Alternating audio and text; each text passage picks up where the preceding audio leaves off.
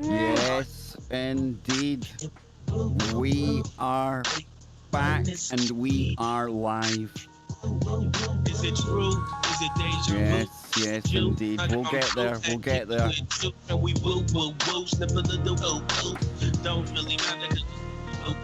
Oh, yes, indeedy. Are we ready? Are we ready? Will we start that again? There we go.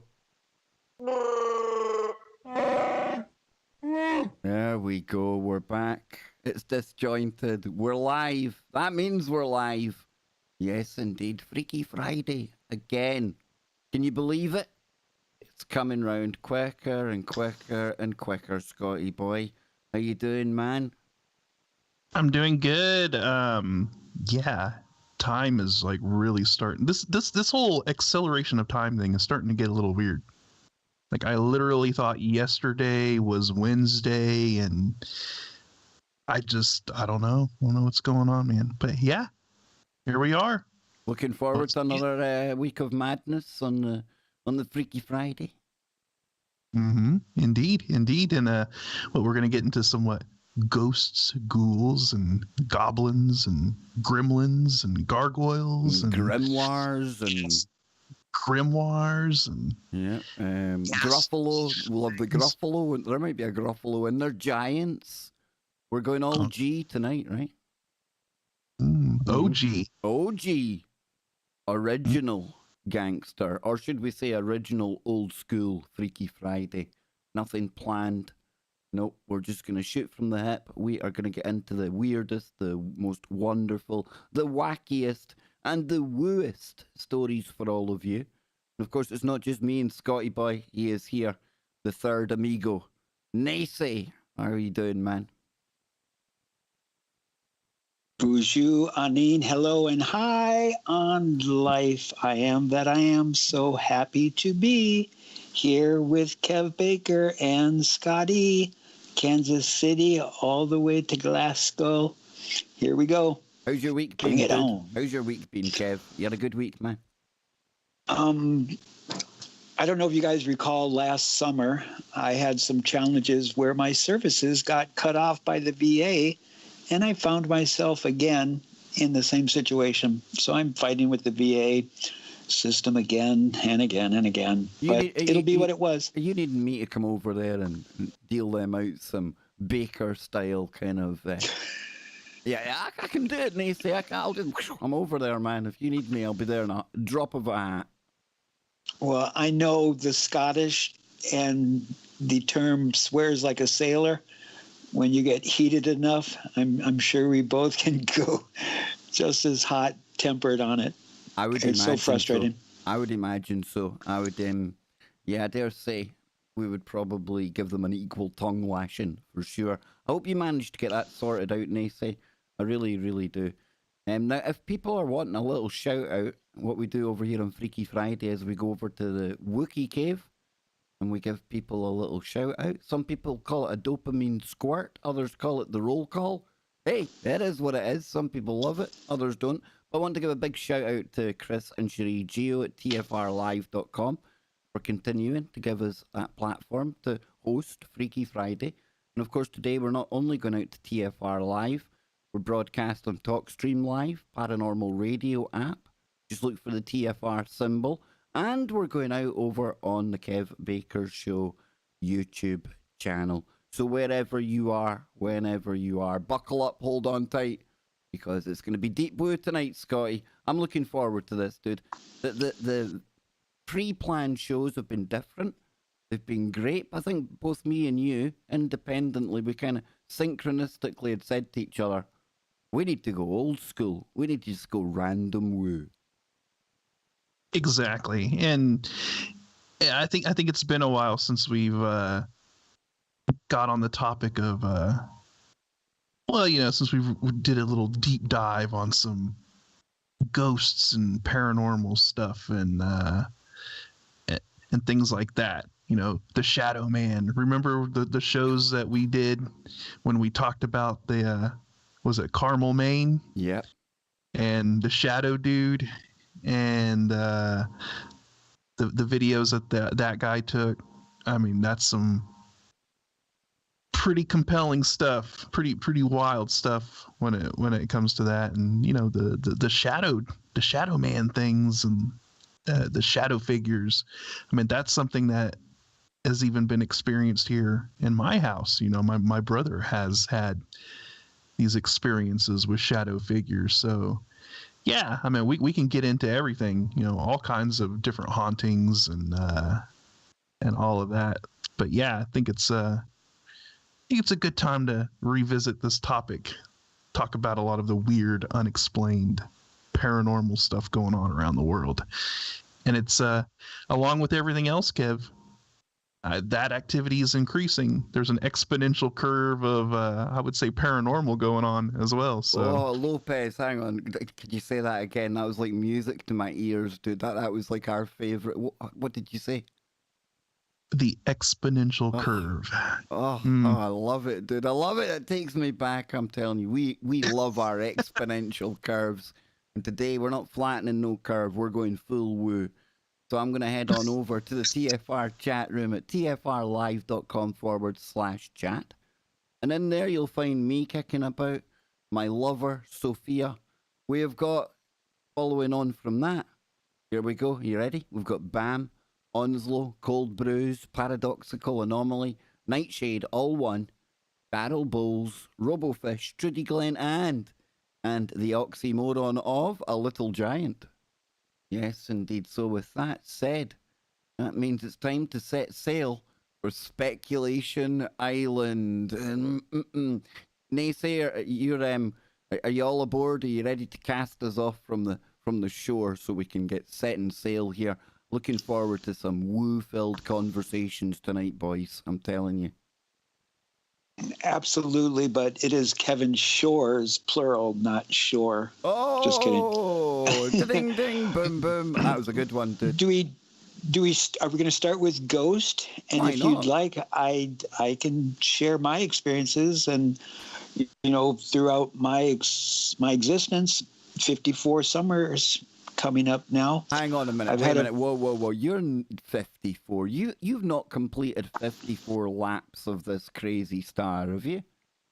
This June 22nd. Dude. No way, man. I would never have thought that. Honestly, I actually, for as long as I've known you, Nacy, I thought we were kind of batting about at the same age, dude. I really did. Well, it might be because my inner child refuses to grow up. I like it. Or I would rather be a child acting like an adult than an adult acting like a child. And you're only as old as the man that you feel. And it might just be conjecture that you felt me from time to time, so you're as old as me. With that said, it's getting creepy. And that's without getting into ghosts. Macy, tell us your ghost story, man. Save me here. I'm dying. Well, this is the quintessential one, the very first one that I only came out and shared in the last 3 years. So when I was a young child, I'm going to guess between 5 and 6 years old, when I lived in the suburb of St. Paul, Minnesota, North St. Paul, one evening, me and my older brother, we were going to bed, and for whatever reason, I was scared to death about going to sleep. So I asked my brother, "Can I sleep with you?" And of course, he's like, "Yes, but you got to sleep on the outside," which is the worst side of the bed to sleep, on the outside. So he lets me sleep with him. And then in the middle of the night, I wake up for no apparent reason whatsoever. I'm staring at the ceiling. And if you turn your head to the right and you're looking over your right shoulder while you're laying down, you can see all the way down the hallway, all the way to the end of the hallway where my parents' room was, but before you got to their room was the right turn to go into the kitchen. All of a sudden, it seemed iridescent and kind of lighted up like a sparkling fog for a moment, and then it took shape, like a humanoid shape. And then I remember I closed my eyes and I'm like, there's nothing there. And then I feel a presence standing right next to me. I open up my eyes and I see like something humanoid, kind of shadowy, kind of like a fog, but a little bit of a sparkle to it. And I start to scream, but the minute I start screaming, I feel something on my throat and squeezing my throat. I immediately take my left hand and swing up in the air, and then I feel something grab my left hand right at the wrist and is just holding it in midair. I immediately start thrashing and kicking my feet, which woke up my brother, and he started screaming. And next thing you know, I hear my mother and my father screaming and running down the hallway. And as soon as they flipped on the lights, it stopped. And I like sit up and I'm trying to catch my breath. And I remember my mom rushing over to me and she's like, "Oh my God." And my dad is like, "What the F are you boys doing in here?" And he was angry. And I'm like freaking out because I'm like, I don't know what just happened. My dad's yelling at me. My mom's crying. My brother's screaming. And so this is the experience. On my 23rd birthday, my brother comes from Germany and he happens to be there during the birthday. And we had a keg up on hold for my birthday party. We're having an all-day party. So I asked him, because I was drinking, if he could drive me up to the liquor store to get the keg. On the way to the liquor store, I asked him, I said, "Do you remember this incident?" And I explained it again to my brother, and he sat there quietly, and he said, "All I remember is green glowing hands." So he validated it with me, because I always was like, is this something I made up? Is this all in my head? But then he validated it on me, and that was my first of many other ghost experience of my world. Green glowing hands. Now, Scott, the first thing that popped to my mind there was that story about, remember the hairy hands? Remember that story? Dude. Yes. Was it the hairy hands of Devon? Yeah. And yeah, I mean, whatever Naysay experienced, it definitely was, I would say, a malevolent entity of some kind, because it was trying to harm him. So it was definitely a negative, a negative entity of some Is there sort. such a thing as a positive one? I'm being realistic here, guys, because I hear a lot of people saying that they live with friendly ghosts. Can that be a thing? Yes, I think so. Yeah. Yeah, because I would say there's an equal distribution of good and bad, just like there are with humans, right? I mean, you're going to have your horrible people and you're going to have your really nice people, and I think it's the same with these entities. You're going to have positive entities, you're going to have negative entities.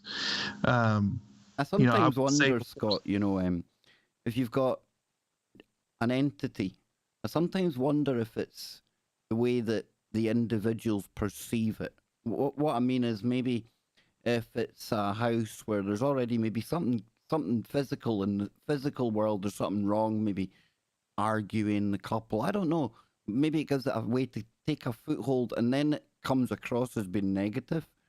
And then maybe if you find them in a positive house where everything's kind of hunky-dory and good to go, maybe that affects it in a way. I've thought about it that way as well. Again, I don't know how it all plays out, Well, I also think, entities are attracted to their vibration, right? So if you have a positive entity, it's going to be found in a more positive sort of environment, right?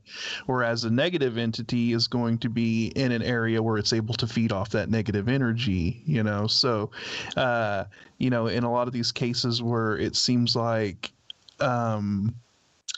would you say like poltergeist activity or something, where there seems to be a lot of like issues going on in the house as well between family members and things like that.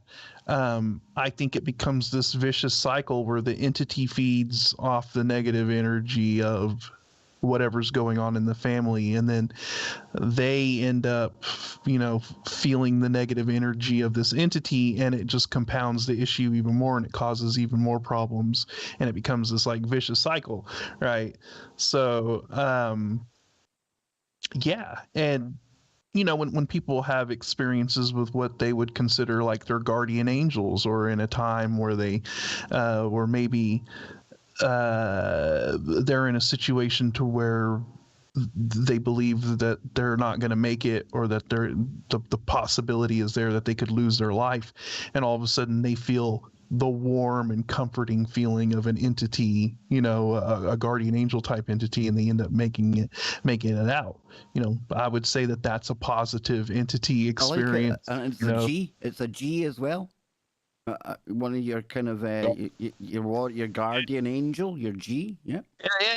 So, you know, I think you have your demonic negative entities, and you have your angelic positive entities, and then everything in between. You know, it's this wide distribution of, you know, whatever. So, yeah. Nancy, have you had any kind of other ones? I mean, is it something you've had like often, or is it really that one major event with the ghosties? Nancy's been swallowed up by the ghosties, I think. They've got him, Scott. They've got him. Yep. Oh, Sorry about that. The mute button. See, I thought it was that dude. It's that gremlin. Another G, see? All G. GANJA might have interfered also. But the metaphor of what Scotty was talking about, angelic, angels, and we wonder about, you know, are there good and negative, or better yet, simplify, is there positive and is there negative entities? Well, if we think of angels as positive entities, well, we're taught about Lucifer, the falling angel. And so, you know, there it's showing you where an angelic entity decided to go into the negative. You know, so right there is, you know, talk about how the change is always inevitable. If you wish, I can share a positive aspect of the full spectrum, if you'd like. Go for it, man. Okay. So when I did my very first original ride back in 2000, after I did my ride and we got to St. Paul, to the capital, my hometown was doing a veterans salute, and they were having a brand new city park being unveiled called Veterans Park. So they asked me if I would be part of the parade and speak at the presentation, the unveiling of the park. And so I did this, and then everybody's invited to the VFW, to have snacks and treats and stuff. I go there, we hang out, and then we have to take off. And so this guy comes out with us, and I'm just thinking, and my dad's just thinking, this guy's leaving at the same time we are. And he starts talking to us, and he's like, you guys need a help? And he's thanking me for what I did and explaining how he's a veteran and stuff.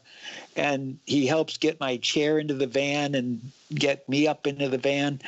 And then all of a sudden he goes really somber, and he goes, this might really sound strange, but I have to share this with you. When I was a child, a Native American spirit came to me and has been around me my whole life.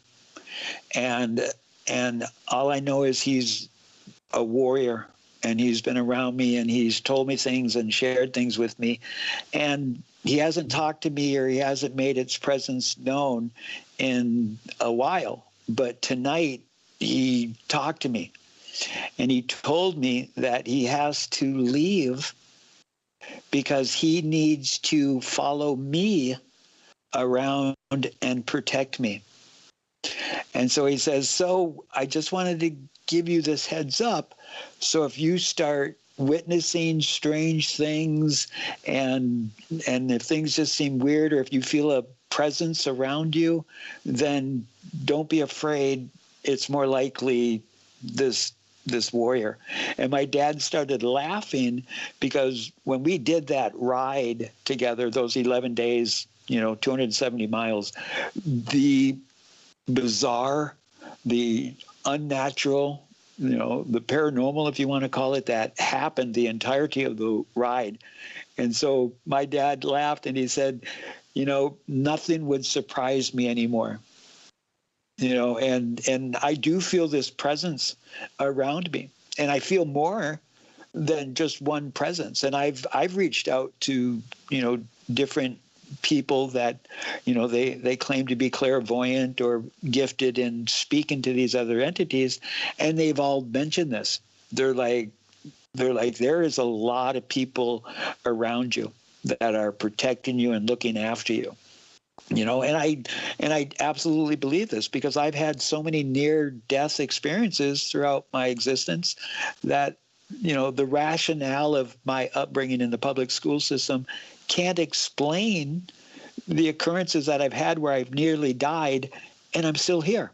So apparently there's something I'm still supposed to do, so is there guardian angels?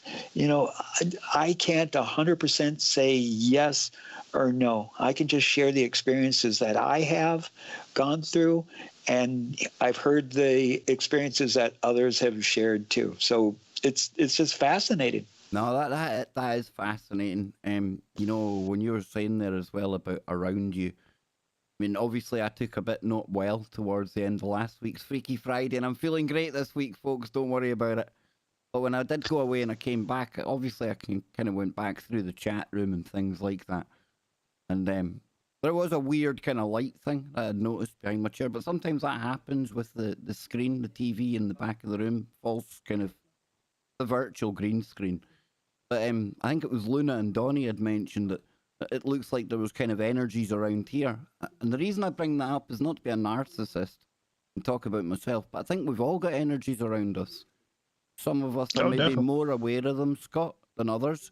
And you know what else I think as well? I think sometimes when we're talking about guardian angels, we've been programmed to think of something otherworldly, something angelic, something great. I also think guardian angels come in physical form. I think you come across people in your life that it seems, and it's always usually with hindsight, and hindsight's a brilliant thing, but it always seems that maybe one person at one time turned up just when they needed to. You maybe don't even appreciate it at the time. Then you've got other people who are, you get friendly with, and they're just always there for you. So I think when it comes to guardian angels, I look at both the spiritual and the physical too. I think maybe it's something to do with that whole soul family thing. Maybe we're all playing this game together on many kind of many levels, dude. Yeah, I mean, we're all energy beings, right? And we're just inhabiting the flesh suit, And so, whether this angelic being or a guardian angel or whatever, comes to you from some other realm or energy form or whatever, or if it's somebody that's here in this realm, just piloting a flesh suit like you, you're definitely going to come into contact with, Can we put that in a t-shirt? Can we put that in a t-shirt? I'm just here piloting this flesh suit, this skin suit. Yeah, this is just my flesh suit, But no, I mean, yeah, that's where the term like soulmates come from, right? When two people just instantly, they just know that they were born to be for each other and stuff like that. I think that's a hyper-dimensional exchange of genetic information as well. I think on a genetic level, one set of genes recognizes the other set of genes, and it goes, "Oh, well, yeah, you've got the traits I need," and the other one says, "Oh, you've got the traits I need." And we, oh yes, you see. Yeah, it's two antennas that are in perfect phase with each other and are tuned precisely. It's like myself and Anne, we're like a dipole array sitting here, so we're just feeding back and forth, dude. Total harmony, unison, man. That's me. Yeah, I'm not going to get hit with a shoe tonight, folks. No shoe tonight. But we're almost on the first break. On you go, Nacy. Where I think Scotty was bringing up, he was talking about that fine tuning, and if we're all at a resonant frequency, the example that can be used is that if you have two acoustic guitars in the same room and they're both tuned exactly, you can strum one of the acoustic guitars and you'll be able to pick up the same frequency inside of the other guitar.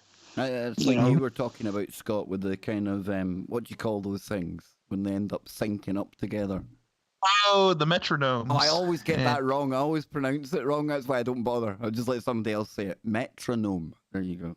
A metronome, yes. I think they're now called metro heterodones. And I was going to say, is that what you call an inner city gnome? A metronome? You see, folks. We'll be back on the others. We're almost on. On you go. No, starts with a G. There you go. Gnomes as well. We'll throw the gnomes into the mix. I'm telling you, we're going all G's today. It's the OGs on Freaky Friday.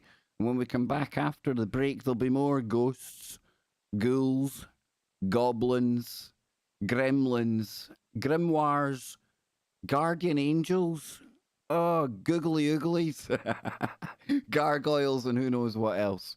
So yes, there it is. There's the break. I thought I'd got my clock wrong there. We'll be back after these short messages. Don't go anywhere. Wow, yeah, I thought I'd got my timing wrong there, folks. Let me give a big, huge, massive, warm welcome to everyone in YouTube land. Yes, indeed, we've got Leslie ZX Stimulate. I like it.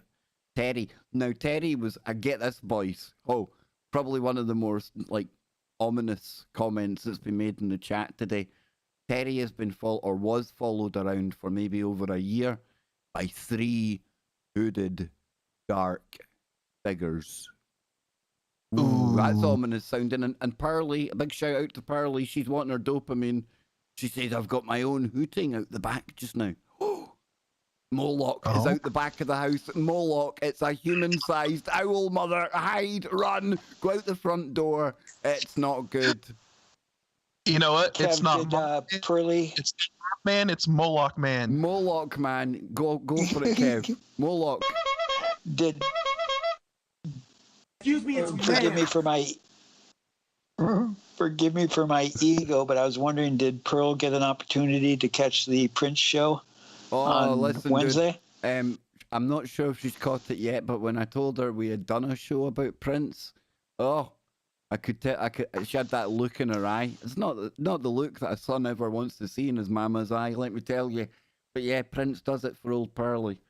And now she's laughing away. So I want to give a shout out to Geraldine as well. Thank you, Geraldine. We've got super chats here. We'll play them on the break. There's also a PayPal link in the description. Listen, I don't like throwing it out there, but it's thrown out there now. It's done. When we go back after the break, we'll get back in to the full woo. So where do we want to pick this up, boys? More ghosty stories? Have we had any more Shadow Man stuff, Scott? Or are we going to go with your the Ghost Hunters? More G's? I'm currently looking at a nice little plethora of stuff we can get into. So, yeah, we can go to this story of the ghost hunters that found a little bit more than they bargained for, I guess. Isn't that always the trick? Isn't that what happens? Now, old Mama Bear. I've just been chastised because I forgot to send her the link to the Prince show. So, yes, I'll get on that. Don't worry. Good show. If anyone hasn't checked that out, Jimmy and Nacy were on fire. Absolutely, dude. I mean, I'm not a big music kind of guy, Scott, so it was nice kind of listening to it all and some of the stuff that these guys knew about. Pretty cool. Mm-hmm. Yeah. Mm-hmm. I'm watching the clock. I'm watching the clock. I'm trying to time it right this time. Is there still a weird issue with the time sync? When it comes to freaky, yeah, big time. Yeah. Look, that's just how 20 seconds. That's how gargantuan freaky is. We actually cause a shift in the time continuum. That could actually be it. We found ourselves an interdimensional pocket where time gets kind of weird and whacked out. We've literally shifted time by like Let's 20 do it. seconds. Let's do it. We'll see. We'll see.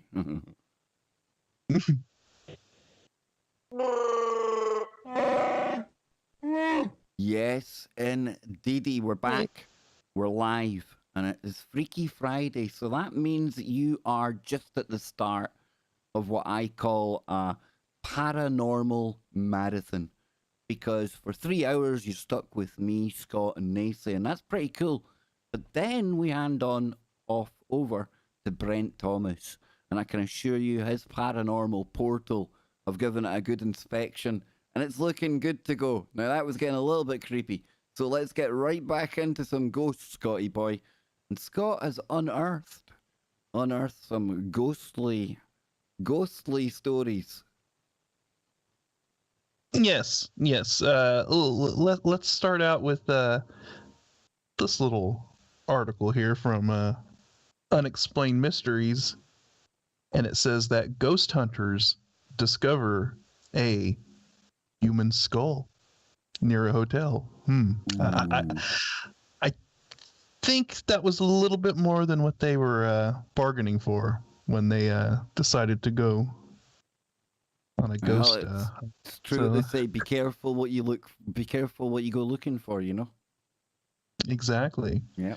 So it says a couple who were out looking for evidence of the paranormal found something a lot more disturbing. This Danny and Felicity Duff, who run a YouTube channel dedicated to paranormal investigation, had been out exploring an area of light woodland near an abandoned hotel off Blackburn Road near Egerton Park, England, when they made a rather shocking discovery: a human skull nestled in the leaves. Ooh, can you imagine? I mean, how creepy would that be? Just find the skull just kind of sitting in a pile of leaves. The skull appeared to have been there for some time and was sitting next to what looked like a set of partially decomposed clothing. Initially unsure as to whether or not the skull was real, the couple decided that the best thing to do was to call the police. I mean, was there any other option that they were thinking about? I think that would be the only option. Oh, Right? I don't know. You know, if you're out there with a guy called Jeff, you know, big Jeff D, I'm sure he'd have said, "Nice, I could make some soup with that." Old Daimler boy. Yeah. Careful what you have to eat when you go to Anybody need to Jeffrey's make a house. challenge? Oh, I'm telling you. Who's second guessing calling the police in a situation like that? That's all I'm saying. Okay. It says authorities later confirmed that the skull was indeed genuine. This was a very surprising discovery made in the early hours of Monday morning, and we have been working ever since to establish the circumstances here, said Detective Inspector Debbie Hurst. What we do know is that the item found has been confirmed to be a human skull, but it is still unknown how old the skull is or how long it has been at the location for. By the very nature of this discovery, we do understand some concern in the community, and of course the sheer intrigue that this investigation brings with it. However, we are confident that there is no threat to the public and that this isn't currently linked to any ongoing investigations. Says, could the unsuspecting ghost hunters have stumbled upon the remains of a long-lost victim of foul play? I've not slept, said Danny. I can't get it out of my mind. I've never come across anything like that before.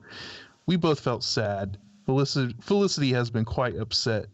Says investigations into the discovery remain ongoing. So, let me throw out a little bit of speculation here. Like it. What if the ghost of said area drew them there in order to solve their own foul play victim, being a victim to foul play, let's just say, and that those ghost hunters may have been unknowingly drawn to that location, right? Well, I mean, I know it's not like an everyday type thing, Scott, but I like where you're going here. And there have been many occasions. Like I said, it's not every kind of case, but from time to time you find police departments, police over here as well. If it's a case that's really particularly hard to crack, there are people, it sounds weird, but there are people that they would go and see. I remember watching Ed Dames one time, remote viewing, and it was a police department had asked for his assistance in looking for somebody. And I believe it, again, I could be wrong here, but I believe they had success there. So, what Scott's saying, could the ghost have influenced these individuals to go there? I'm totally open to that, dude. Because Yeah. if you've passed maybe before your time, although I still think there's still part of me thinks that everything happens at just exactly the time it's meant to according to the simulation. Perhaps that does leave you kind of in between. Maybe you are in that limbo. You know, remember we talked about the Japanese tsunami, the tsunami ghosts here 1 minute and then just gone, and they didn't realize anything had happened. Their spirits are still there wandering about and things. Maybe that's a similar thing when you meet a nasty ending at the hand of somebody a bit, you know?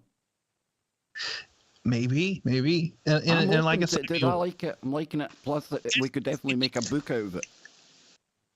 Well, yeah, and it just makes if you why they were drawn to the location. You know, what was their motivation for going out there? I mean, was this place? Was there like reports of hauntings? How, you know, for how long? You know, it just makes you wonder, like, what were the circumstances that led them there, and then for them to just like randomly stumble upon a skull. I think it's a little bit more than coincidence. It's almost like they were meant to be there to find that for a reason and to kick off an investigation that may eventually lead to some closure or something, you know? No, I'm with you. What do you think, Nacy? It's the no, name. even if we look at tech. On you go, dude. Oh, sorry about that. Now I'm looking for the mute button. Sorry. Anyway, if you think of the technological advancements that we've had, and we hear about DARPA, how they have the ability to use electromagnetic pulse weaponry, and they can basically have an individual think they're hearing something in their head or seeing something or thinking something. So if this technological advancement is already there, then why, to me, logically, a spirit or an essence, if it is of this frequency, why could it not be able to do the same thing? Because it's already beyond the realms of our normalcy, you know. So, you know, to think that one entity would be able to tune into your frequency and then attach itself to you to follow you, because they're assuming at another point you are going to be around another person of a different frequency, because we all leave residue on each other. And just like a bloodhound can be trained to sniff a scent, what if these entities can do the same thing, where they can sense on Kev Scotty's energy, so they know by sheer chance, if they connect to Kev, sooner or later they're going to cross Scotty's path, and then they can go on to Scotty. Who knows, dude? Who knows? Yeah.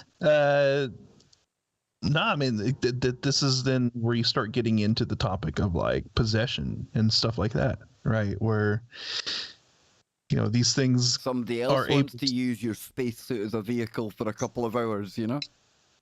Exactly, where all of a sudden you're no longer pilot of the flesh suit. You're taking the ride, and this thing is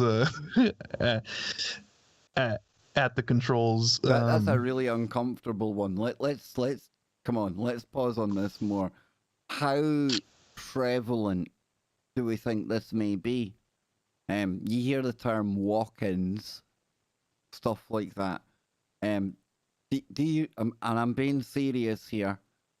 Yeah, Do we I know. think there's people out there that we think is who we think it is, and it doesn't need to be celebrities or anything like that, but they're basically just some kind of husk, and they have become a passenger They are just that little voice in the back of the neck shouting, I'm in here, but really something else has walked in and taken over the spacesuit. They've kicked you out the car, man.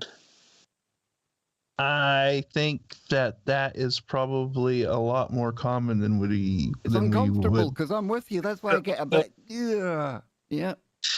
And then it gets into a lot of uncomfortable conversation of like, well, if somebody does something really horrible, was it really them that did it? And then it's like, well, then it's all feels like you're giving them an out, you know what I mean? And then it's like, no. So, I either way, it doesn't matter who's in control of the flesh suit.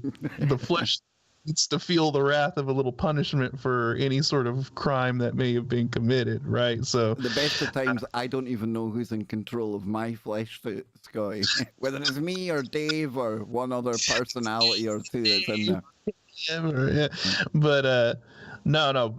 But I definitely do think that there are cases out there where people do get taken over and it's not a good thing. It's not a good thing, dude. No.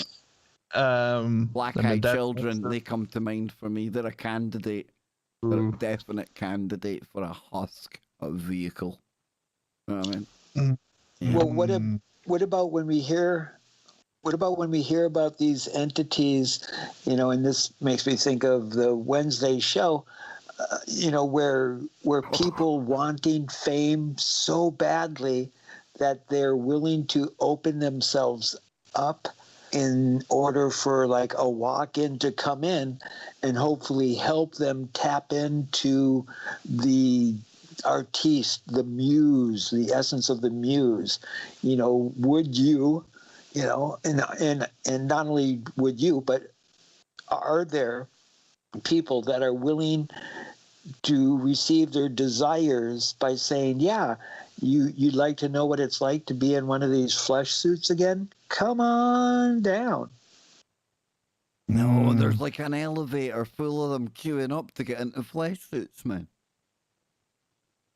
Yeah, and you also have to wonder if a lot of these things are trapped or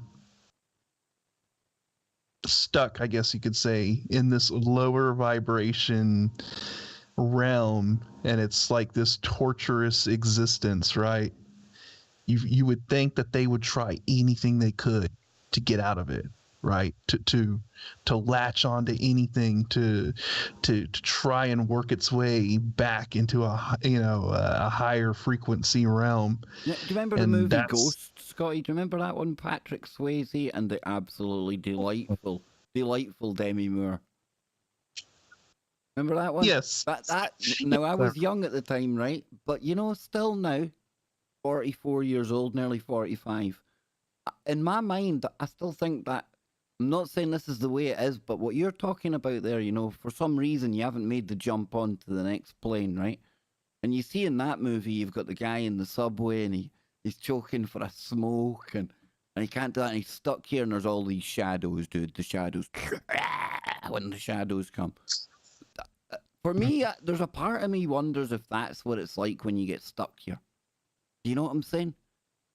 I'm not talking about jumping into Whoopi Goldberg and going full, like, making, like, ornaments and things like that. We don't have to go that far. Not yet. Whoopi ain't my first choice to be, jumping into, You're not ready to jump into Whoopi. See AOC one day making a speech and her clothes all kind of go, whoo, Baker's in there, look at him. Hey, Captain, off the port bow. What icebergs? Don't say icebergs. Iceberg lettuce off the port bow. So, what about this hypothesis? So, the Paleo Americans of North America, when they went into their extinction or their genocide or whatever, when they died, they go through this natural death and this natural burial where their bodies basically break down, they decompose, and they go into the earth. But now, with the way that we use um, burial preparations where throughout our lives we're basically plasticizing ourselves from the additives, the preservatives, the herbicides, the pesticides, and then when we die, they put embalming solution, formaldehyde, and then they put you in a hermetically sealed coffin, and then they put you inside a block of concrete. So your body doesn't break down. So it doesn't go back to the earth. It's not that, ashes to ashes, dust to dust. So is there a possibility that because your essence, your spirit, your energy has been in your flesh suit for so long and it becomes attached to it, because it doesn't go through this natural preparation of breaking down and going back to the earth, could it be possible that is what causes most of these entities not to go back to the source, not to go back to, whatever it may have been before we came into this? And so this is myself and Scott we're nodding in agreement here. We know that obviously you can't hear us nodding, they say, so we're sitting here like nodding dogs. We're agreeing. We are very aggressively nodding in agreement to Not this. very often me and Scott go in unison when we're giving it both the nodding dog, but we're definitely with you here, and they say we're on it. Yeah. Right. And so because I speculate that when you hear about these hauntings that have to do negatively with Native American areas is where these Native Americans died in horrific ways, whether it be like a slaughter or a massacre or something like that. Or, a lot of times you hear about, this house, was built on a Native American burial ground. And right away, it makes me think of my favorite book as a kid, The Amityville Horror. Oh, the Amityville, dude. There was talk of Bill Old trying school. to get like the proper Amityville people onto the show. I'm gonna have to chase him up on that. That is old school, dude. That really is. And talking of Amityville and horror stories and things like that, how about time for a quick horror story before we go to the break? Does that sound good? A little ghosty story. Fantastic. Sound fine? What do you think, Nace? You good with that, dude? Yep. Nace's good with it. I can feel him on the Bush Telegraph. I was already preparing to listen. Here we go, boys. Here we go. So it's called. And Terry out there in Chatland kind of inspired me just to click this link because she'd been telling people in chat out there about the 3 hooded figures. And I don't know, it looked like a hooded figure here when I seen the picture. And it's called Ghost Following Me. And this comes from somebody in Iowa. And it says, when I was 13, I went to a very well-known haunted house with a tour group. There was a known child activity, so I'd taken a light-up toy to interact with any spirits. Didn't take long before I was interacting with what I thought was a child spirit. I told my mother before I left that I felt sorry for the child spirit, and I wished I could take one of them out of the house because I didn't like them being stuck there. Oh boy. I went on with my life, and things would happen that I couldn't explain. But it was nothing big. When I turned 19, I got my first real job at a care facility. The first 2 years I worked there, nothing extraordinary happened. One night, as I was goofing off with a co-worker, as you do, I started to randomly sing, I'm a little teapot. But I didn't finish the full song. But a girl's voice did finish it. Loud and clear, both me and my co-worker heard it, and we looked at each other. Now, soon after, the little girl became very active indeed. We would hear her playing in the hallway, and a couple of times we would even see her. And it wasn't just me and the other co-worker I'd been working with that night.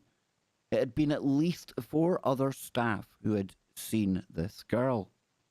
I ended up going to another job, a different nursing home, not even thinking much about the little girl. There was one resident who'd always talk to someone I couldn't see when I was in her room. Other staff mentioned she didn't go or she didn't do it unless I was there. And one day the resident told me it was so nice of me to bring my little sister to work with me. So I started to get curious and ask questions. She described the little girl as the same ghost child that I had seen at my previous job. So later that night, I called my old co-workers to ask about the activity, and they said there had been none. That night, I woke up to my dog, who had no aggressive behaviour in their bones, standing over me protectively as she stared at my open bedroom door. And there she was, just stood there, the little girl, clear as day. Before I would only get glimpses, but this time she was full body, as if an actual person was standing in my doorway. She smiled at me, and then giggled, and ran away, and I'm absolutely... Yep, there you go. Almost pressed the wrong button and everything there. I'm making myself scared. Come on. So she smiled, giggled, and ran away. I quickly got out of my bed to see where she had gone, but there was no sign of her. And I know I couldn't have been some random child who'd found their way into my apartment. This is just not practical. It didn't happen. There was no one else in my house and no way to escape without me noticing. The apartment is small, but large enough that if a child had ran through the door, I'd have easily seen them leave. For the next 3 years, the same resident would have conversations with my sister, and a few other residents also mentioned my sister. I never engaged with the spirit, I just let her be. And every once in a while, she would let me know that she was there. Playing with the lights, that was her favourite thing. And also playing with water. But anyway, I just went on with life, even though I knew she was there. But when I left the nursing home, I did make a request. I asked her to stay with the woman who had originally seen her. The woman had no family left, and she was always so lonely, but always so excited to see my sister. I didn't know if it had worked. I never asked my old co-workers if she had stayed or not, but I didn't notice things happening that the little girl would do. When I was 25, I ended up in a bad relationship. I ended up getting pregnant and coming home to live with my parents. Now my parents have 2 homes, and both could be considered haunted. My dad is very sensitive and always makes us deal with spirits in the home. That he won't get rid of them as long as they don't harm us. So the house I grew up in had an old farmer who has only shown himself a couple of times, and the other house that my parents remodeled is a woman who once babysat my dad. She's very active, but nothing bad, just letting us know that she's there and she's around. Where I am going with this is that I live in my childhood home. The activity was slim to none till after I had my son. I would notice the things that the little girl used to do started happening again, and my son, still a little baby, would watch something moving around him. As he got older, the activity died down, so I thought nothing of it, thinking maybe it was a family member just coming to say hi. When my son was 2, I got a job at a daycare, and this daycare had once been a funeral home, an activity from the start. To the point where the boss had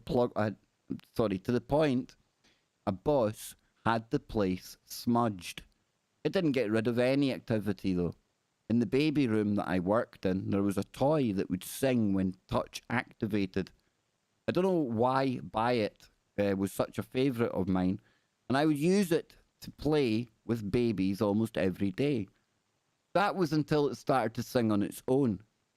The song was getting a bit annoying because it would go off multiple times a day, so we opened the back to check the batteries to find that there was no batteries at all. My co-worker quickly put the toy away and we didn't talk about it again, but the other co-workers would talk about all the activities they experienced. But one thing always stuck with me. The water would randomly turn on in the room my son was in, and the toy only worked when I had been around. I left the daycare for a short time to help a friend out with a restaurant, but my son stayed in the same daycare. So one day his teacher informed me that he and another little boy had become close, but they wouldn't play with other children. But they always mentioned the same name, so she asked me if there was some kind of show that had a lead character named Aina. I'd never heard of it, and soon it was forgotten. That was till I went back a year later. I wasn't in the baby room anymore, but worked as a preschool teacher assistant. That's when I noticed my son was still playing by himself. And when I asked him why, he said he wasn't alone. Aina was always playing with him. I just figured it was an imaginary friend. The name seemed familiar, but I couldn't quite place why. A year later, my son was in my preschool class. I had moved from an assistant to the lead teacher and was having issues with another co-worker that worked in a room downstairs. She had left for the night, but I would hear someone down there in her room. So I went down to check to make sure that a child hadn't been left behind. We'll get the rest of this on the other side. There's not much to go of it, folks. Only another couple of paragraphs, but it's worth the wait. Little Aina, the imaginary friend, will be back after the break. They're coming to get you, Martha. Ooh, that was sinister, Nacy. That was a sinister one. Dang, dude. Dang, boy. Dang. Boys, Night of the Living Dead. would you boys be okay if I stepped away to make a cup of coffee? And don't panic. Don't panic. I'm coming back this time, Scott. Nacy, I'm feeling great. I'm feeling good. Is he going to return from the expedition? Yeah, that's pretty wild, man. It sounds like that this child entity has attached itself to this woman, has been following her around for what it sounds like most of her life. I can't think of anything more creepier than the whole like demonic child. You know, my youngest daughter, we were kind of old school with the futon style beds that are super low to the ground, which are great for children because then when they fall out, it's not a big deal, you know. And so my youngest daughter, you know, she would come crawling out of her bedroom, and she was a very talkative kid, even though it was baby babble. So I would wake up sometimes early in the morning hearing her crawl down the hall, and she'd be doing, and sometimes it would just be the creepiest thing where it's like, what's that? And it's like, oh, that's my daughter coming this way. Yeah.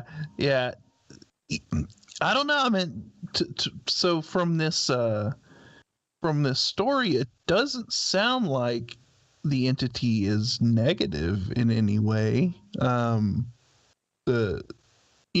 doesn't sound like that this girl is trying to harm anybody. So yeah, there's that, but I don't know. Even then, I would still be. Even then, there would still be a level of me being disturbed by the whole situation. We were just saying, Kev, you know, that this girl, this entity that seems like it's been following this woman around for like most of her life, right? And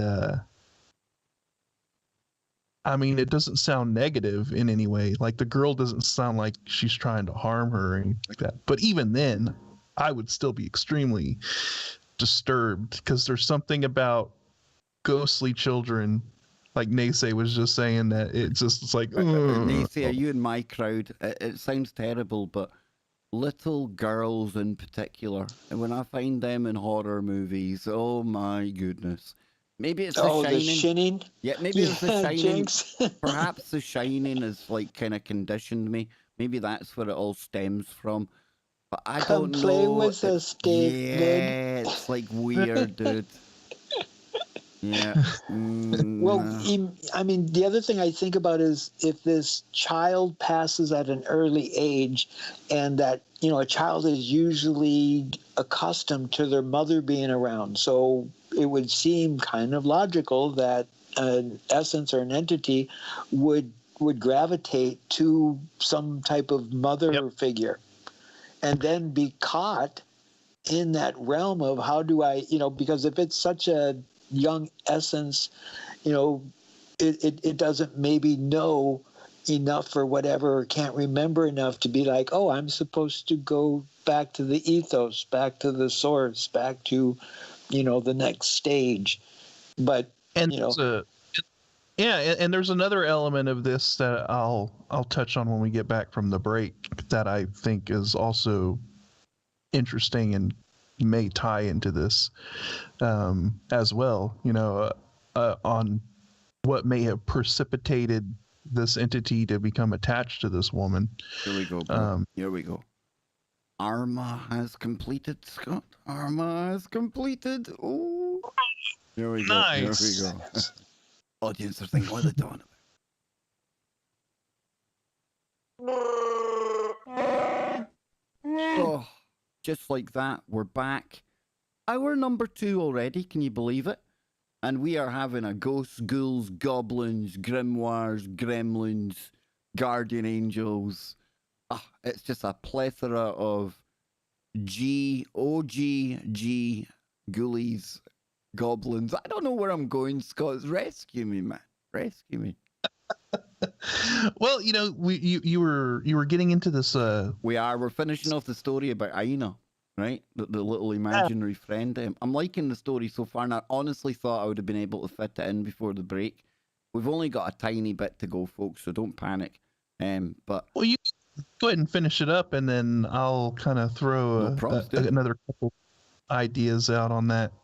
No probs, my man. No probs. So I'll pick it up here. It says, a year later, my son was in preschool, and I had moved from assistant to be teacher or lead teacher and was having issues with another co-worker that worked in the room downstairs. Now, she'd left for the night, but I would hear someone down in her room, so I went to check to make sure that there hadn't been a child left behind.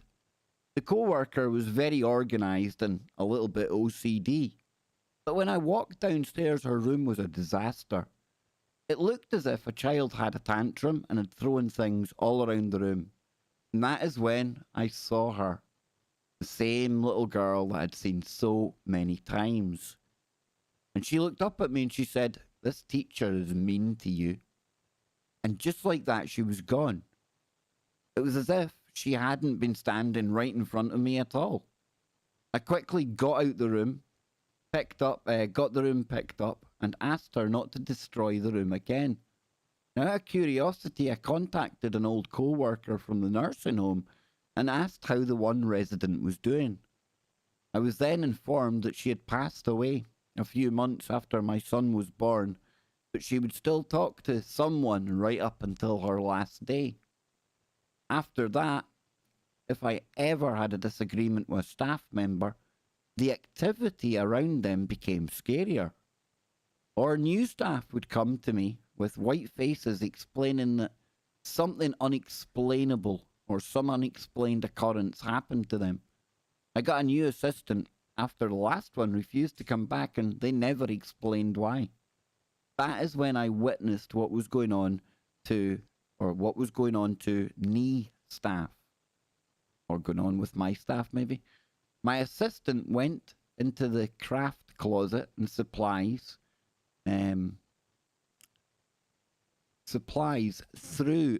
flew out at her. Sorry, folks, there's like spellings and typos here. So my assistant went into the craft closet and supplies flew out at her. Nothing dangerous, but scary nonetheless. Now, later that day, when the kids were gone, I sat down with a staff member and talked to the little girl. I introduced her to my assistant and asked her to play nice. So the toy with no batteries started to sing the minute I said that. But the assistant never had an issue. Never again was there any problems. I also started to notice that when I drove past my job there and looked up at the big windows, the little girl would be standing there and would wave. I was curious to see if it was just me who would see, so I took a few friends by my job. Now, as I did, they all seemed to pale, and I asked them what they saw individually and away from each other when we got home. They all described the same little girl. I've got goosebumps. One friend was very into the paranormal and started to ask me questions. So I told her about all my experiences I had encountered and how this little girl seemed to keep showing up at my jobs. It was then that I mentioned my son's imaginary friend, Aina. This piqued my friend's interest, so she brought up some information on the local haunted house and showed me a photo of a girl, and the goosebumps are getting worse here. Couldn't believe it. It was the little girl that I had been seeing. Then she showed me a bit of information below the photo, and her name was Aina. And she'd been, and something really bad had happened at her passing in the local haunted house that I had visited. I was a bit shocked, but it was more of the fact that this child had been following me since I was 13 years old. I'm 30 years old now, and I asked Dinah to watch over the daycare and the children when I left a year ago. My boss said there were a few incidents, but nothing scary. Just tonight, before I write this, I saw Ina again. But something feels different. It felt like she was hiding from me. I've always seen her straight out, or straight on, or out the corner of my eye. But tonight, I saw her through a mirror. It was unnerving. I feel like for some reason, she's angry at me. And I have got no idea what to do. A sinister little twist at the end there, man, you know? That started getting a little dark at the end because I was like, baby girl's growing up. She's getting that teenage angst, you know? See, there you go. That's probably what it is. You don't want your ghostly adolescence to start getting angsty on you, man. That's when things I get. had enough physical teenagers, let alone these spectral, ethereal ones, you know? And look, and I was sitting here saying, "Oh, she don't sound like a malevolent negative," but now I mean, So things could be. what's your thoughts, boys, on that one? That's a weird one, right? She mentioned, Mommy, okay, so I'm not gonna go away.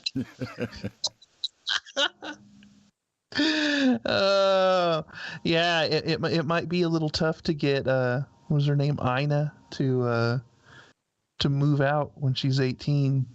Just saying. Nah, but I mean, she mentioned that this started when she was 13, right, in that haunted house, and what was it? They were talking about the ghosts or something in there, and she had said, "Oh, I wish I could take one of them home with me." Isn't that what she said? Something along those lines. That's exactly what she said. Be careful what you wish for, I say. That's what I'm saying. I think it was at that moment, like maybe she really believed it at the time, and she opened that invitation up. I'm just saying, when she was 13, she opened the invitation up, and she allowed. That was all that needed to happen, you know, to crack the door open and let that entity get a foothold in and attach itself to her. And now, you know, she's been dealing with it since she was 13. So Careful what you wish for, man. my ancestors, you know, we talk about the walk-in and stuff, and we talk about cycles. And one thing we talk about is the woman, the female, when she grows up and comes to the maturity, which the Anishinaabe considered when they would get their moon cycle, their menstrual cycle. And when they go through this cycle of being prepared to incubate life, and when that cycle isn't continued, and so then they have to go through this resetting, you know, where they're bleeding. Well, my ancestors talk about this is where a woman is most powerful. And you would think, as we were talking earlier about these essences, and we're saying that this girl was 13, you know, to throw it in the mix of it, is this another example of happening when you hear about all of these young women at this whole puberty stage, is when all of a sudden something clicks on or changes within them to where they become more fine-tuned to it, you know. So I don't know, could we use it as a teaching tool where it's like, okay, little Mary, if you don't behave and be prim and proper, then the essence of boogie's coming for you. The ghouls, the goblins are coming. Well, I mean, just you know, I think women are more open to this in general anyways, right? To the paranormal, that's why you see a higher percentage of women who are more sensitive to this kind of stuff, with all of this kind of stuff. And it ties back, I think, to like, was it the ancient Greek times with like the oracles and all of that stuff. I definitely there's something to women being way more in tune to this stuff, and that's not to say that men can't either, because there are men who have these gifts as well, but it's just more commonplace amongst women. And it's also the same with like children. Children are more opened up to it for whatever reason, but yeah, I think that also, like you said, Naysay, whenever you're a teenager or whatever, you're going through a lot of like radical emotions, right? As you're going through that sort of, that transition from childhood into adulthood, and all of the things that go along with that, and the ups and downs and everything. And there's a lot of emotional turmoil as well that's going on, and you're trying to find your identity and figure out who you are, and you're going through all of like the dating and thing and just everything like that. So I think when you have a lot of emotional energy around you as well, and then if you compound that with the fact that maybe you're more opened up to this kind of stuff and everything, it sets the stage for a lot of activity that could potentially occur, right? And I think this goes back to like the poltergeist activity and everything. You notice it, was it the original like poltergeist case, right? Kev, at the center of it, wasn't it a teenage girl? Yeah. Oh yeah. Yep. Yeah. So Based I mean, on a book about a real thing, from what I remember. Might be in The Exorcist. That might be in The Exorcist. I'm not sure, but the poltergeist definitely. Yeah, young female I energy. think poltergeist. Well, I'll take it first, and you can go for it. Sorry. I think with what you are talking about, no, not at all, Nacy. Just so we don't crash into each other, I'll go and then you can take it. But you were mentioning the females and how they're more attuned to this. Guys, how often do we talk about everything being vibration and frequency, right? So that's totally plays into it, because I would imagine, excuse me, it's ma'am. As a different frequency, a different signature than what a dude would have. Although that was probably the wrong example to use, right? Because that's not a ma'am. But you get what I'm saying. So maybe that frequency is very much more attuned, closer, Nacy, to the realms that they're able to kind of tap into, seemingly easier, maybe. What do you think, man? Well, to go along with the whole, maybe social conditioning to the female, and more times than not being nurturing and being more sensitive, it would seem more so that they would become more attuned, to other energies, or being able to put out in the ethos better, to get a sense of, is there something around here? Is everything safe? Because I mean, I've done that before, where I have gone inside a couple, whether buildings or people's homes, where it's like, I can't get out of here sooner. But I've come in contact with women that, like, I don't even want to go into the house. They might be walking up to the house. That's what happened when we went to Boleskine. We were all really very ballsy at the bottom of the hill. But the closer we got to Boleskine House, the more Anne would say, nah, not for me. And before we walked into the really eerie part of the house, Scott, the part that didn't get burned, the part that fire wouldn't even take down, right? Make of that what you will. That's when Anne said, no more. I'm out of here. Gone. Quite happy to walk back down that hill, hoofed it down the hill herself. I have none of this. So she picked up on what me, my brother, and the other guy there we were still laughy jokey at that point, but she could absolutely sense that there was something sinister lurking there. We came to find it. Don't get me wrong, Scott. It didn't take long for us to discover what Anne had been kind of picking up on. But yeah, definitely, maybe having a female around. You know, I can think of really like better reasons to have a good woman at your side. But as a spiritual barometer, maybe, you know, just pull them out. We good to go in here? You know, The canary in the coal mine. Exactly, dude. Yeah. But then it also makes you wonder what forces were at play, say, in the incident, you know, the unfortunate, you know, tragic incident of those girls, that, you know, with the Slender Man thing, you know. And once again, we're dealing with, you know, teenage girls and Slender Man thrown into the mix, and then you have this tragic case where this girl almost lost her life. Right? She was attacked in a very horrific manner by one of her friends. Two of her friends, yeah, two of them ganged up on her, didn't they? Yeah. And I mean, it's a situation to where, I mean, I'm not trying to give anybody an out here, but were we looking at some kind of form of possession, or like we were talking about earlier, where the flesh suit may have been taken over for a little bit because, you know, they were diving into all of this Slender Man stuff and focusing a lot of their intent on it, and were kind of obsessing over it, right? I mean, wouldn't that kind of intention and activity open you up to something? I would think so.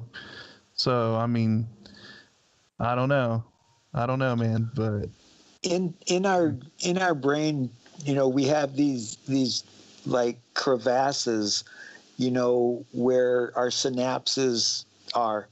And the allegations are that if you think of it as like a hallway, if somehow there is a buildup of heavy metals in your brain or in your hallway of your brain, the folds of your brain, and if it makes the left wall connect with the right wall, it will more or less ground out your neurotransmitters and your neural receivers.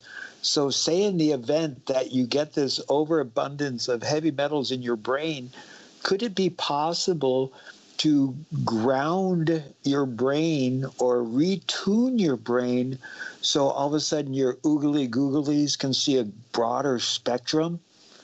You know, so the next thing you know, I see dead people or I see entities.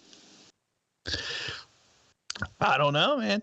I mean, I think that's when you start getting into the talk of is like technology like neural lace or cybernetics or anything like that. Is it going to open up areas of our mind that essentially take the blinders off to that other realm?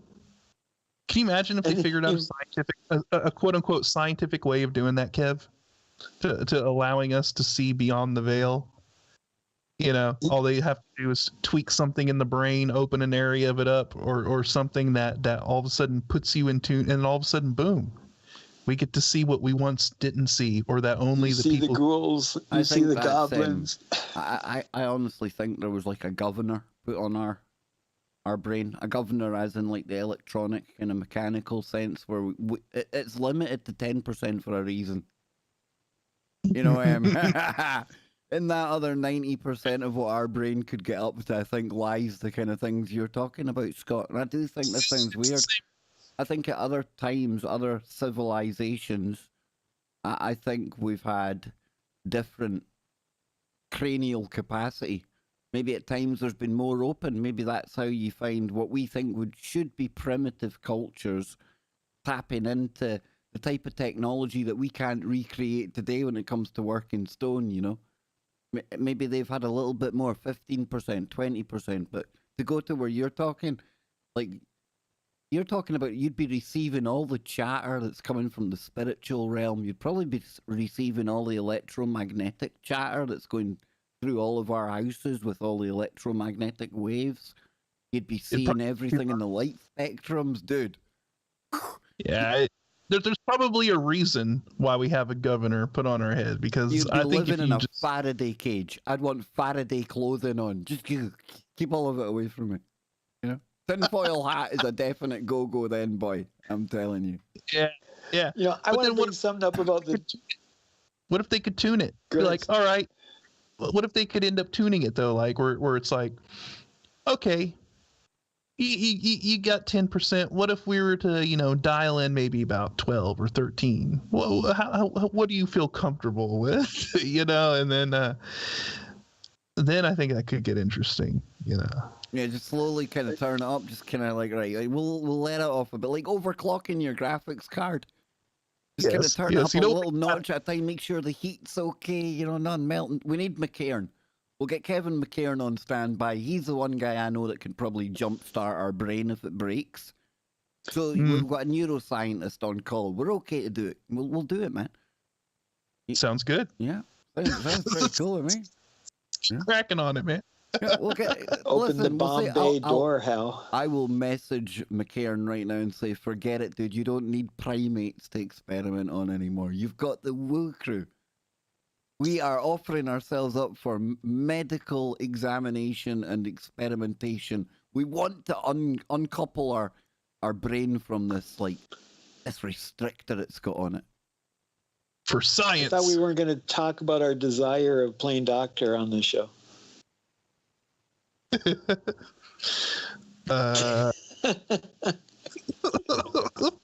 You lost me there, dude. You lost me there. So if we open up this spectrum of realm and all of a sudden we see these other entities, do either of you speculate, as I do, that a lot of these entities may very well be the same entity, but because of different regions of the world, we've gotten wrapped up in semantics and we'll call them, a ghost, or is it a ghoul? Is it a ghost or is it a poltergeist? Where we're just kind of defining it and labeling it because we have that desire as silly humans to categorize it and to label it and to explain it, and this is where it gets that whole paranormal, like how do we successfully agree that, that wasn't a black-eyed child, that was a ghoulie, or that's the Mothman. Oh no, it's a gargoyle. Nah, black-eyed children are universal, and for me, I don't think there's any argument when you get into the realms of jinn and demons. If you want to call it a jinn, call it a jinn. If you want to call it an oogly googly, call it an oogly googly. We're definitely dealing with the same things though, right? I ain't going to go and fight on the mountain of we must call it a ghost. I'm going to be offended if we don't call them ghosts, sir. Yeah, I mean, it's just like how you see many cultures, naming gods different things depending on, the culture. But when you step back and you kind of look at the grand scheme of things, they're all talking about the same entities, right? They're all talking about the same things. They just have different names for them. So I think we're talking about sort of the same sort of thing going on here, where, I mean, it doesn't matter what you call them, really. You're dealing with the same thing, which is something loaded with woo that is not of this realm. That's all I'm saying. And one thing that I wanted to share, because when we discussed about the topic of the evening, I reached out to one of my elders because as I'm thinking of ghouls and goblins and stuff like that, it made me think of a book by Francis Desmore about the Anishinaabe people, or I think it's called Ojibwe Customs is the title of the book. And I reached out to him because in this book they talk about where the parents, when they're trying to create more discipline for a child, to try to get them to maintain more order and because children will be children and they get in trouble and they step out of line and stuff, and so we need to figure out how do we get them back, and one of the ways that they do this with the Anishinaabe is psychological. So there will be someone like an uncle or someone in the tribe that they will make a fake leg to look kind of scary, like a monster's leg. And they would tell the child, if you don't behave, then and this was why I reached out, because I can't remember what the entity's name was. So I'm just going to call it the Booga Booga. So they're saying, if you don't behave, the Booga Booga is going to come and get you. And then they would threaten the child a couple times with this. And then if they don't behave, then all of a sudden the break will come and you'll have to wait until after to hear the rest. It's the Ooga Booga. When you say Ooga Booga, why do I think of Crash Bandicoot? We'll be back after the break. Don't go anywhere, ladies and gentlemen. Halfway through this week's Freaky Friday. Have to go. Ooga Booga. That's what the wee dude says in Crash Bandicoot, isn't it? Ooga Booga. I watched Anne trying to play that about a year ago. Oh, hilarious. She thought she was still like 19, 20, The reflexes are gone, dude. Old Crash wasn't making it. He was crashing a lot. Booga Booga. I'm sure that's what it says in Crash Bandicoot. If not, it's going to be really culturally inappropriate in one part of the world or other. It's either Crash Bandicoot or there was another name. The Crash Bandicoot of a wee dude going Ooga Booga.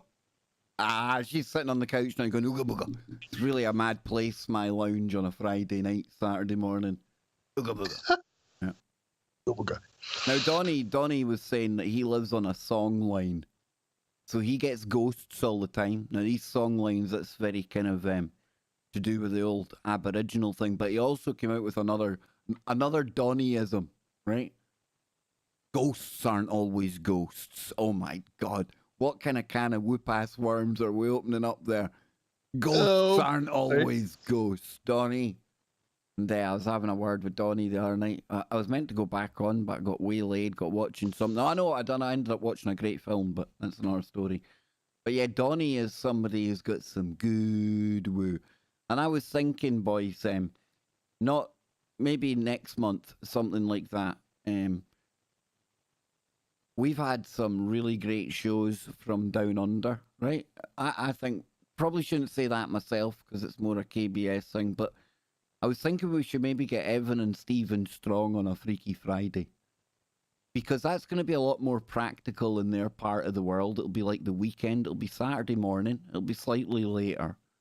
And we can get them to we can lay out all the archaeological deep woo from over there for a Freaky Friday. I think that might be a good shout in the future. Oh please, oh please, oh please, oh please, oh please. 2 hours with those boys it just isn't enough. So I've got. Somebody says if you're looking for a dog, hook up with me. That is the weirdest thing I've ever been told in the chat room. But thank you very much, brother. The bearded traveller's a man that lives locally to me, so he's obviously a man that comes bearing dogs. I like that. I come bearing dogs, Kev. I come bearing dogs. Take a dog, any dog. You never question a man named the Bearded Traveler. No, you don't. You really don't. I'm cheap. Usually a couple of camels. I'll do anything for anyone. So dogs, crack on, dude. Except dogs, camels, shekels. A big shout out to Ken Ami in the chat room. Yes, indeed. Dang, that's one dude that's probably even more controversial than me on YouTube. He goes toe to toe with these people, man. He holds them to account. I like it. I like his style. Need to get you back on soon, Ken. And thank you all for the super chats. We really appreciate it. Don't forget to like, subscribe, and share, please. We'd really appreciate that. Please. And bring somebody else next week. Yeah, right now, I mean, before we go back, you'll be probably heard bigger YouTubers than me talking about the fact that we're going through one of these periods where we suspect the algorithm's getting retrained to the point where subscriber counts have frozen, view counts are struggling. Could be the time of year as well, but invariably from people more experienced than me, they usually say, "Oh boy, we're going through a bit of a change right now, so it's imperative that people share." Yes, there's shenanigans afoot once again on the back end of YouTube. It's okay. So, It's okay. I love them. I love it here. We love it here, right? yeah, we love it though. We love it. We love it at YouTube. Yeah. I was showing Scott today, though. I've got a nice new tool that Google have provided, haven't I, Scott? For Oh. You have a real knack for being picked to be like Here we go. I'll bring it. a beta tester, alpha tester. You'll start a rumor. You don't want to start that rumor. Here we go. No.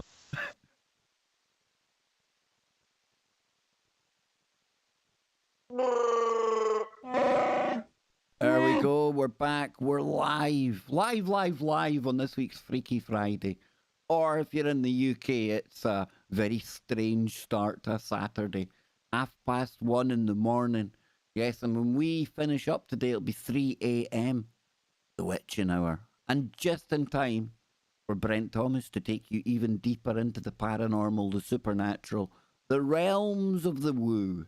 That's where we are right now, Scotty boy. We're going deep woo, dude. Now, before we go back, Scott, I do have a nice new tool where we're going to be able to make some very slick graphics for when we're talking about, I don't know, say Göbekli Tepe, all these archaeological wondrous sites, haven't I? Yeah, looking good. You have quite the knack for being chosen by the mothership over at Google to test the latest and greatest technology. So Hey, no. Hey. What Kev showed me before the break was quite impressive, and expect some more interactive graphics to be flung out of the KBS command center. Looks good. Looks good. Absolutely, brother. Absolutely. I'm looking forward to getting playing with this. There's going to be videos getting uploaded of mystery, history, archaeological woo type sites. Yes, indeed. But that's all for another day, because today we're halfway through Freaky Friday. We've got another half to go. Scotty's got a story pulled up here. Me and Nacy will be able to bounce off this story, and we will take it deeper into the gremlins, the ghouls, the hobgoblins. And now I know a hobgoblin is technically an H, but it's still a goblin all the same. It's a very specific type of goblin. So we'll be getting into the goblins. And the goo. The goo. How could we forget the goo of colour? The goo of colour. That's what we have to call it. Can't be offensive. Yes. Goo of colour. The goo of minority goo. No. The goo of full spectrum light absorption. There you go. Goo noir. Noir. That There sounds we like go. an actual genre of really crap Z type movies, doesn't it? Like slasher movies. You know? Goo noir. Like a whole subgenre of like goo-related. mukbang meets slasher.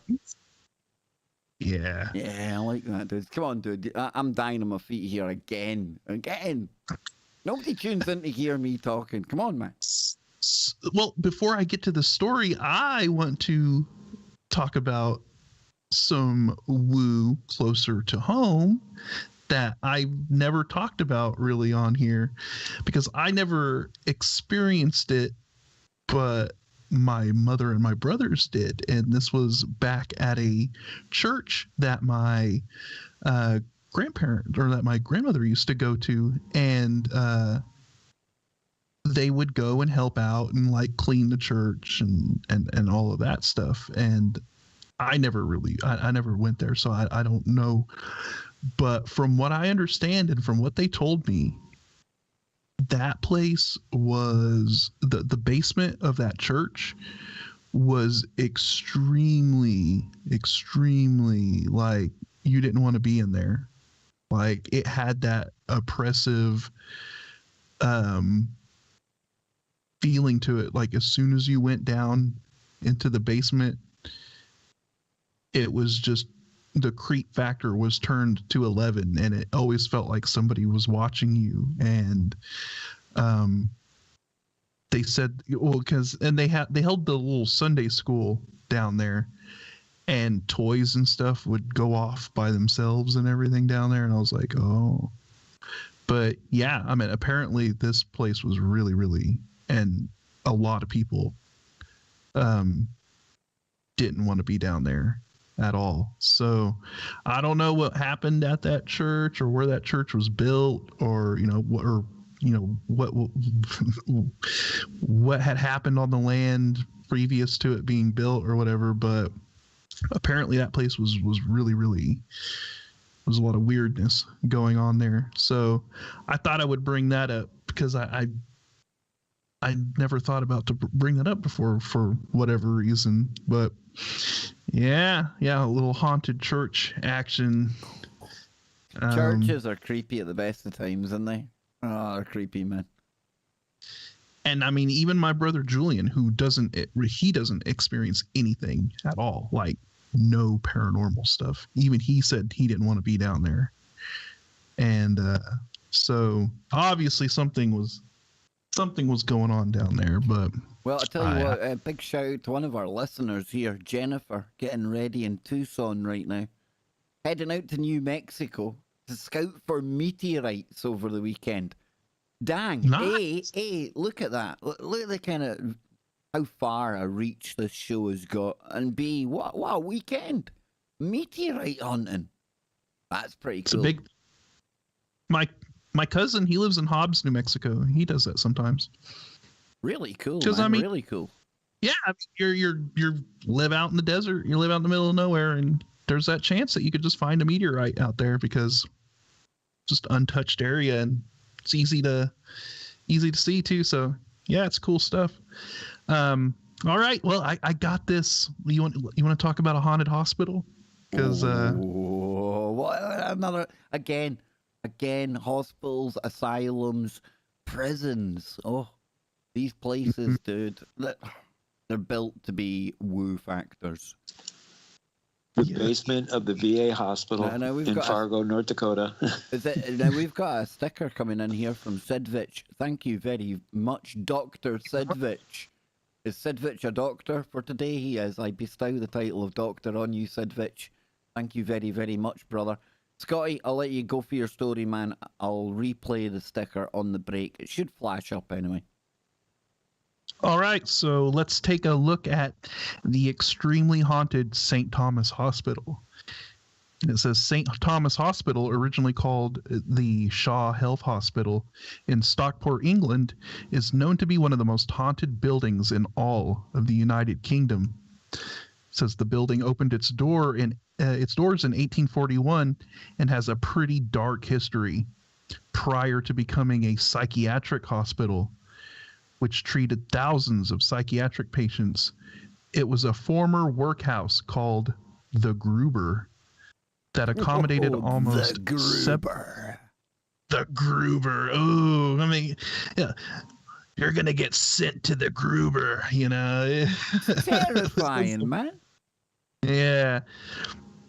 It says that accommodated almost 700 inmates, but the conditions were exceptionally brutal, so much so that it was reported in 1894 for its awful conditions. You know that's bad. That, like, when you get reported for horrific conditions back in the day like that, I mean, it's not like the conditions were that great to begin with, you know, in those hospitals, but for it to be an exceptional case to where even they thought that was brutal, makes you wonder what was going on there.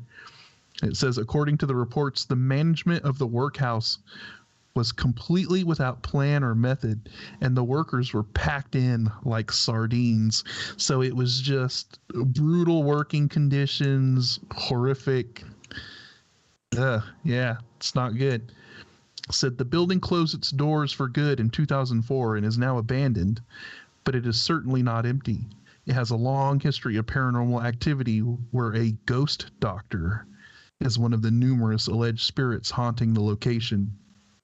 When Jamie Lee Brown, was walking around the building back in 2015, she snapped a photo of what appeared to be the apparition of a doctor wearing a long white coat and a face mask. She also experienced the sounds of unexplained footsteps and shuffling above her head, which did not make sense, as there weren't any working staircases to get to the upper floors. It says the doctor isn't the only ghost roaming around the hospital, as visitors to the location have witnessed a female apparition who has been described as being a radiant woman dressed as a nurse or a nun. Another male apparition has been seen in one of the old offices in the building, and the mortuary is said to be haunted by a man who was cut open on the slab while he was still alive. Ooh. Additional paranormal activity includes people feeling uneasy, hearing unexplained voices, and objects mysteriously being thrown. With so much unexplained activity and alleged spirits roaming around, it's not surprising that a ghostly doctor was captured in a photograph, and the fact that the building had less than ideal work conditions for inmates, as well as thousands of psychiatric patients being treated there. It's very possible that many of them have remained there after. This is definitely one creepy location.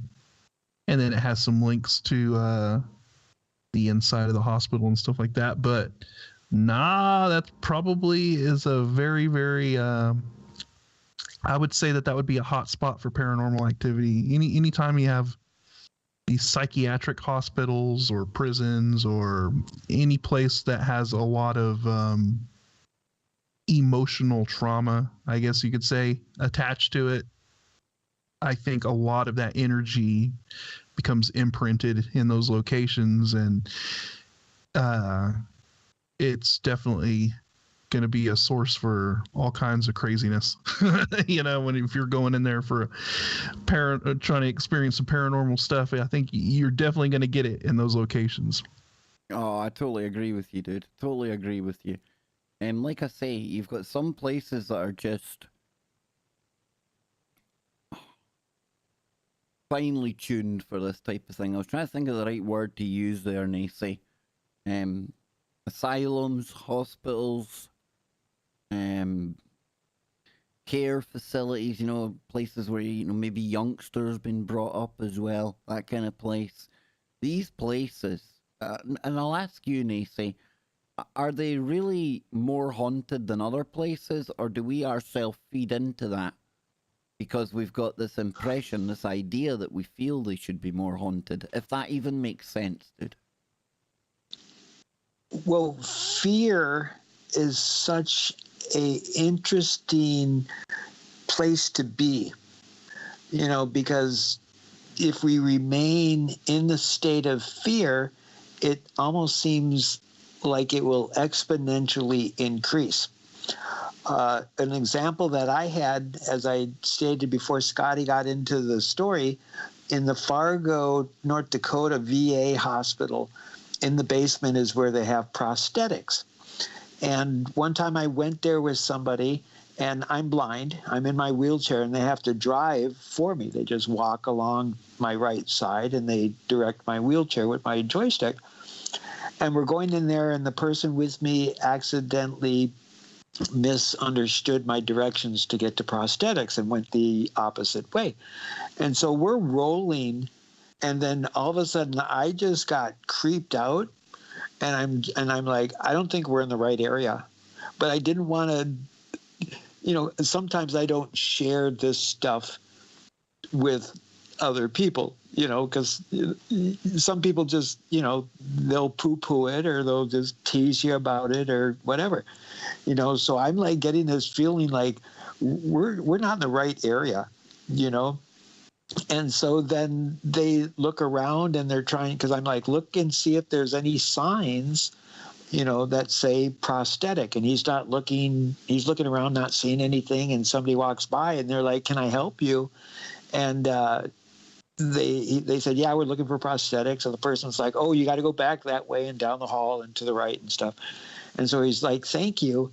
And he turns around, and when he turns around, he said, oh, we're by the morgue. not the, what's it called in the hospital? Yeah, the morgue in the hospital. I thought for a second I grabbed the wrong word. And You're good, right man. away, You got it right. right then I got that super extra creep because like, was that, was that what I was sensing? I don't know. But like I stated earlier, there's been times when I've gone into different buildings or different people's homes or even outside in some areas where all of a sudden there's a fear that starts, and sometimes it happens from somebody else. They might start the fear and you might feed on their fear, and then they'll feed on your fear, and then it exponentiates. And then you're like, okay, let's get the hell out of here. Yeah, that kind of hysteria kind of takes over. That adds to it. I think like hysteria, when we talk about like stuff like mass hysteria and things like that, that's a natural survival instinct. I think that's encoded in us, right? Where you see it. You see it a lot in the animal kingdom, where if you have a herd, say of cattle or buffalo or whatever, and one of them freaks out because they see a predator, right? The rest freak out and follow. That's a natural instinct that we have, to where when one person panics, it spurs panic among everyone else. And obviously that's been weaponized against us and utilized against us in a lot of ways, right? I mean, you see it on a day-to-day basis. But going to what Nase was saying, about feeding off the fear and everything like that, that is part of a survival instinct that we have. It's part of that herd mentality situation. You mentioned the hysteria. In fact, I think I was the one that brought up hysteria, right? But that made me think. And then hopefully there's people out there that haven't heard this before, because I remember when I first heard it, I was like, what? What's that all about? And it's the... Now, this does tie in with tonight's show, because some people say it could have been some kind of mass possession.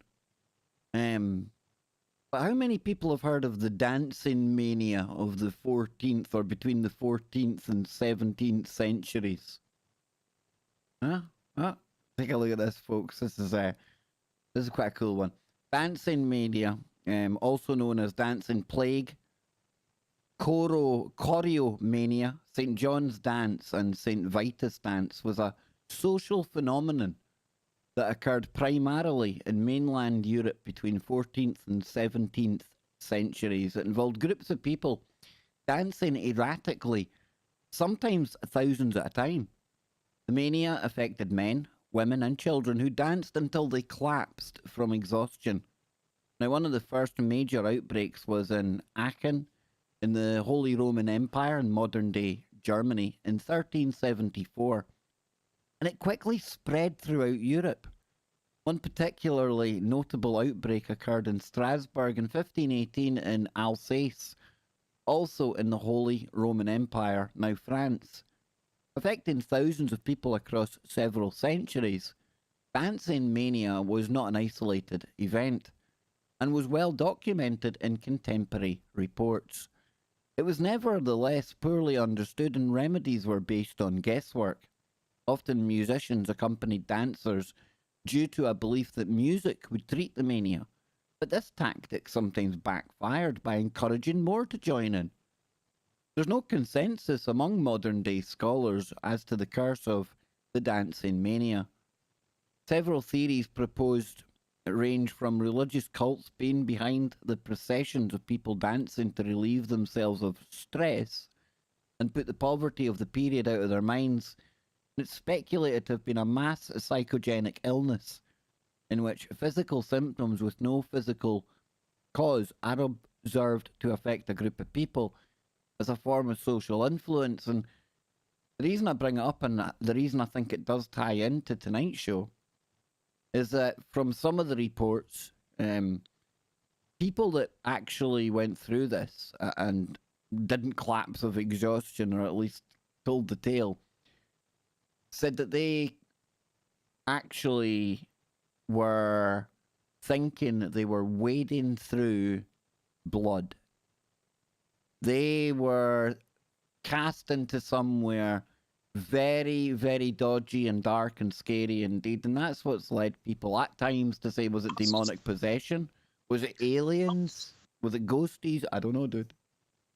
Well, I was just about to say, were they actually dancing or were they just flailing around It was more erratically? flailing. It was more craziness, more crazy, Yeah, like, and then like you said, I mean, if they thought that they were like in a pool of blood or something and were trying to like, swim or whatever They out of tried it. to explain it as poisoned bread, something wrong with the yeast, hallucinating, but then that fell down because a lot of the people said, problem, didn't eat the bread.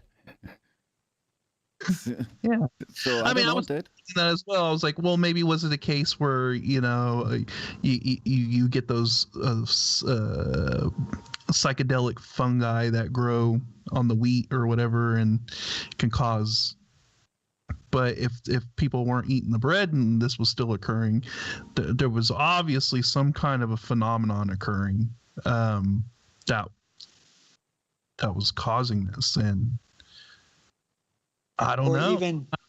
Even like when they talk about on the shorelines and stuff where they get those red algae blooms, what if you had some kind of aerosol spore of some type of mushroom being spread out? Or even more, as we were speculating about the electromagnetivity of the brain, what if from some freak solar ejecta from our sun that permeated the atmosphere, troposphere, stratosphere, and it caused a little glitch in the hardwiring and we see the full spectrum again?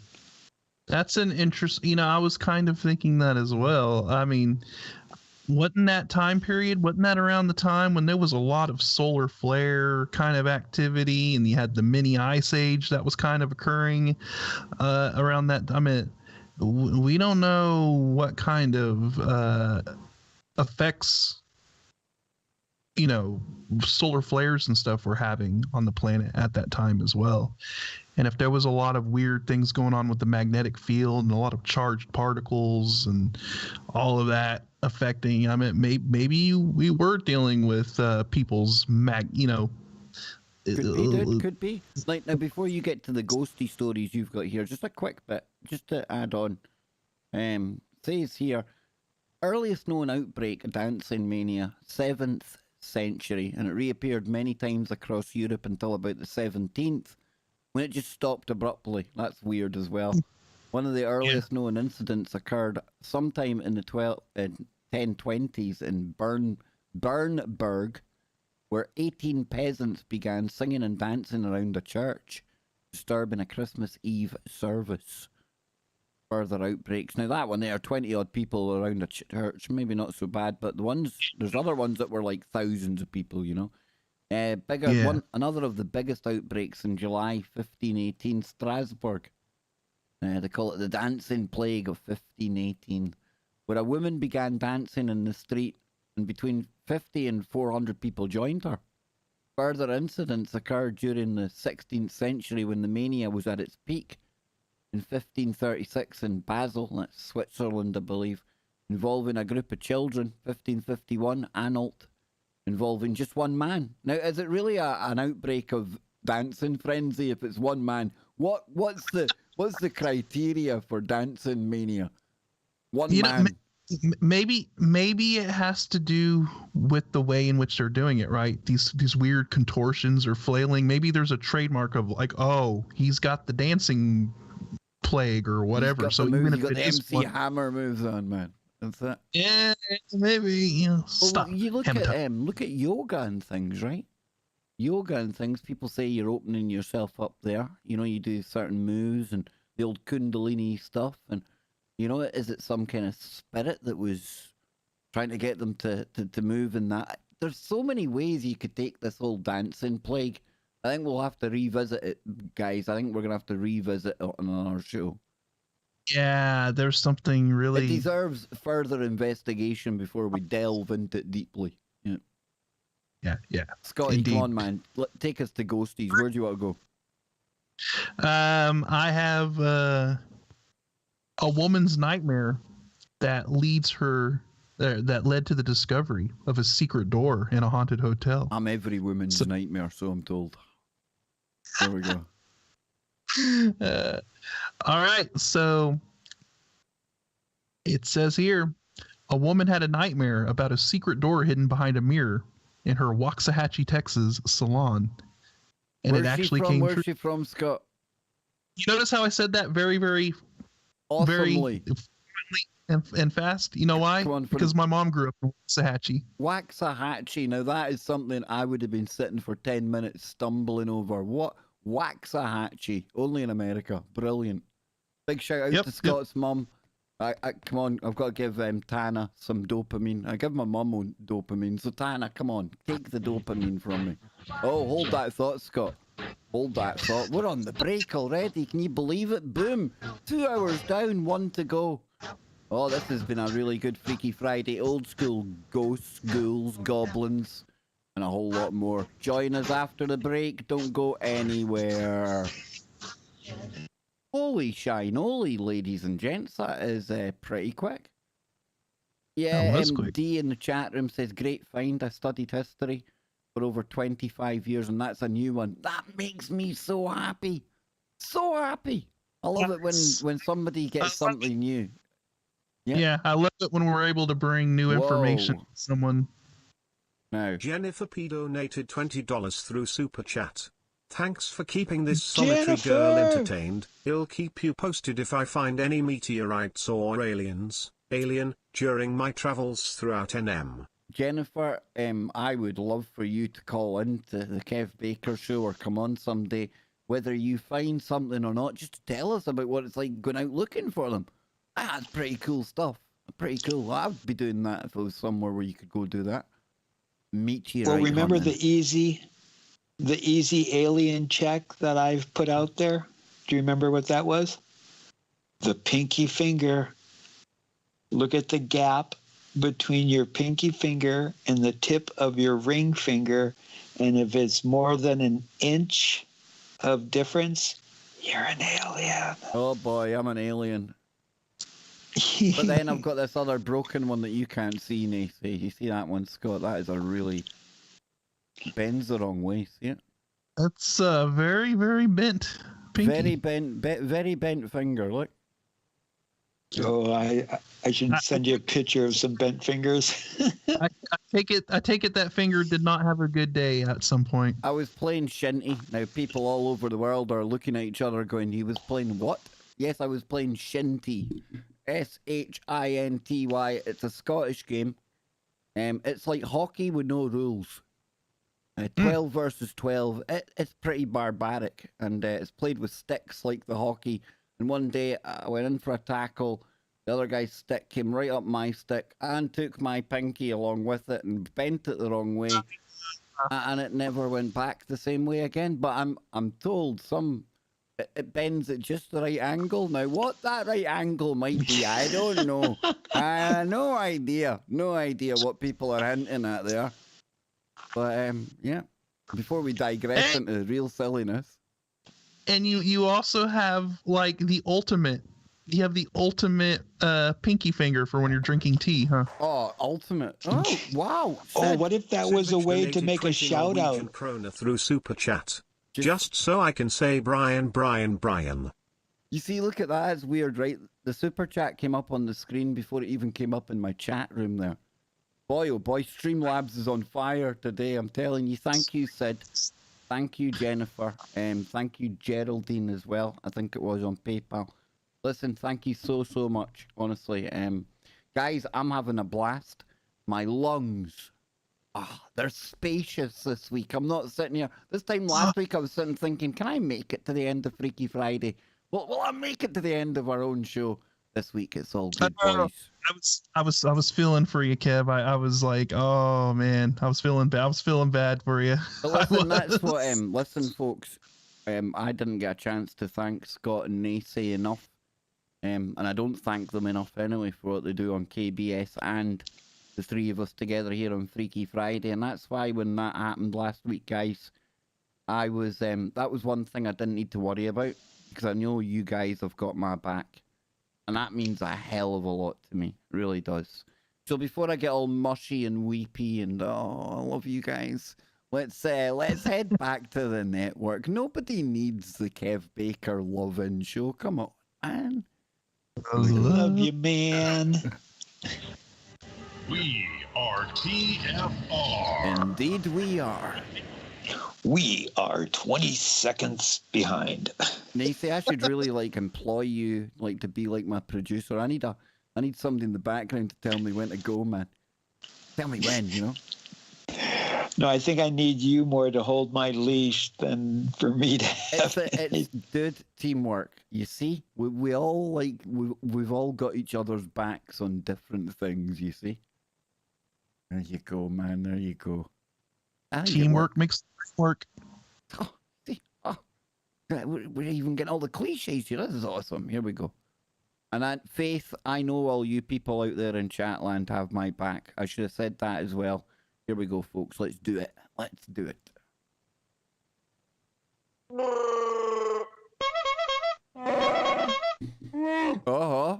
Somebody bought the Wookiee a clown horn. That could get silly. That could get really silly. But we're back. We've got 1 hour to go. Got Nacy here. Scotty Lopez is primed. He's ready to go with a ghost story. I'm Kev Baker, and I want to thank all of you for tuning in today. If you're late, let me remind you that Brent Thomas will be coming up after today's show. So we've got another hour with us three guys here, warming you all up for it. Like Scotty always says, I think we both agree, Scott. We both like the fact, the way it's been scheduled, right? I can't think of a better guy, a better show, more natural flow than Freaky into Paranormal. Yes, Freaky Friday and Paranormal Portal. I'll say it again. They go together like peanut butter and jelly, right? You know. And do you know what they say at the Paranormal Portal? Tell us, Nacy. What do they say at the Paranormal Portal? You'll have to sign in after the show and find out. Oh, look at that. See, look, we're getting good at this, guys. That's the kind of thing that you kind of put together beforehand. That was pretty cool. Very cool. Did I say it right? You got it right. You got it right, dude. No, Thank you. Scotty, take us into the weird world of... I'm liking the sound of this already. A woman's nightmare leads to the discovery of a secret door to a haunted hotel. It sounds like... I'm going to go get my blankie. It does. It sounds like the kind of like right up the bio for some new Netflix series. It sounds brilliant. Scotty, Waxahachie, take us back, man. Oh, you remembered it. Nice. All right. For your mum, I'm telling you, man, I've got as much respect for your old dear as you have for mine. Big time, dude. Big time. Nice. All right, so I'll just start from the beginning here again, since we kind of got cut off by the break. But it says, a woman had a nightmare about a secret door hidden behind a mirror in her Waxahachie, Texas salon, and it actually came true. The woman's daughter, named Miranda, posted videos on TikTok that showed the mirror being removed and tearing a hole in the wall, revealing a hidden door. They also discovered that a room in the salon was probably part of an old elevator shaft that was once used in the hotel. As for the secret door, they were unable to open it because of a concrete wall blocking it from the other side. Miranda's mother did dream that on the other side of it, there were a bunch of deceased individuals. So let's hope that that part of her nightmare doesn't come true. It says, so what's on the other side of the door? As it turns out, a haunted hotel is located there. It says, is it just me, or does this sound like a plot to a horror movie? Yeah, they definitely, I think, need to make a movie or something about this, because that's kind of crazy. It says, the secret door leads to the Rogers Hotel, which has a long history of paranormal activity. Constructed back in 1912, the first hotel was built in 1856, but was destroyed by a fire. The Rogers Hotel was a well-known location where several celebrities stayed, such as Frank Sinatra, as well as professional baseball players who were in town for spring training. Interestingly, Bonnie and Clyde were also said to have stayed there. Did Buck stay there? Did Buck Rogers? I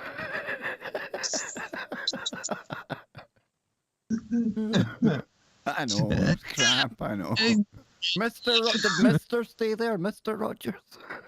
Yes. Howdy, neighbor. Yeah.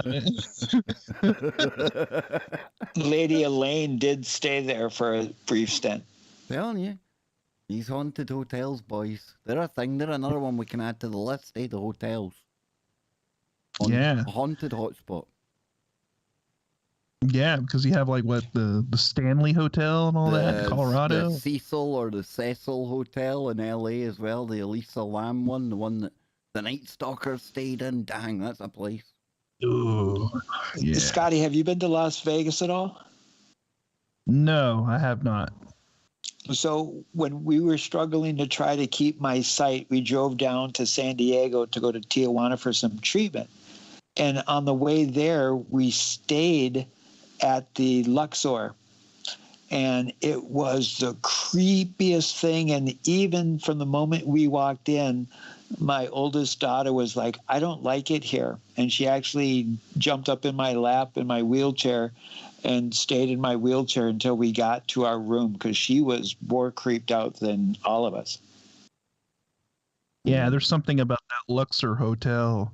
I think it has to do with a lot of that crazy sort of Egyptian vibe energy, almost like they know that they're kind of tapping into that mystery Babylon sort of kind of stuff going on there. Yeah, definitely. I probably would have the exact same reaction as well. I wouldn't feel very comfortable in that situation. It looks lovely though. It looks lovely, the Luxor. It looks nice. like, oh, come on, yeah, definitely. But I get you. Yeah. All right, well, continuing on, let's see what happened at this hotel over in Waxahachie, man, because it sounds like there's a lot of crazy stuff going on here. It says there are countless reports of hauntings at the hotel, with one of the most well-known stories being that of a previous owner of the hotel was looking for the maintenance man, and when he finally found him, he was locked in his room and refused to leave. The man told the owner that someone had knocked on his door the previous night, which was strange since nobody would have been at the hotel because it was being renovated. When he opened the door, he saw a man dressed in clothing from another time period, perhaps a cowboy, who told the maintenance worker that bad things had happened in the basement. Ooh. Oh boy. He then disappeared, which caused the worker to lock himself in his room and quit his job the following day. So, Now, can you Scott, imagine? let me pause there. You have to pause there because that to me, that's like, wow, that's conclusive evidence. Like, if that's true, the guy just quit the job. That for me tells me that was something very real that guy experienced that he cannot deal with, you know? Exactly. That was just something he was just like, nope, I'm done. I'm checked. Nope. Yeah. I mean, can you imagine? Yeah, you're sitting there, you get a knock on the door, you open it up, and there's like an old cowboy, and he's like, some really bad things happen in the basement, and then he just disappears. I'd be like, ugh. So it says, speaking of the basement, when the hotel was rebuilt in 1912, they put a pool down there where the owner's daughter tragically passed. Visitors to the hotel have seen unexplained puddles of water and have even witnessed the ghost of a little girl. The ghostly child has been known to turn the lights and the radio off and on, as well as riding the elevators. In fact, sometimes when people are on the elevator, they will end up in the basement, even when they hit the buttons to the other floors. Ooh, can you imagine you jumping the elevator and you're like, I'm going to go up to the second story. and it takes you down to the basement.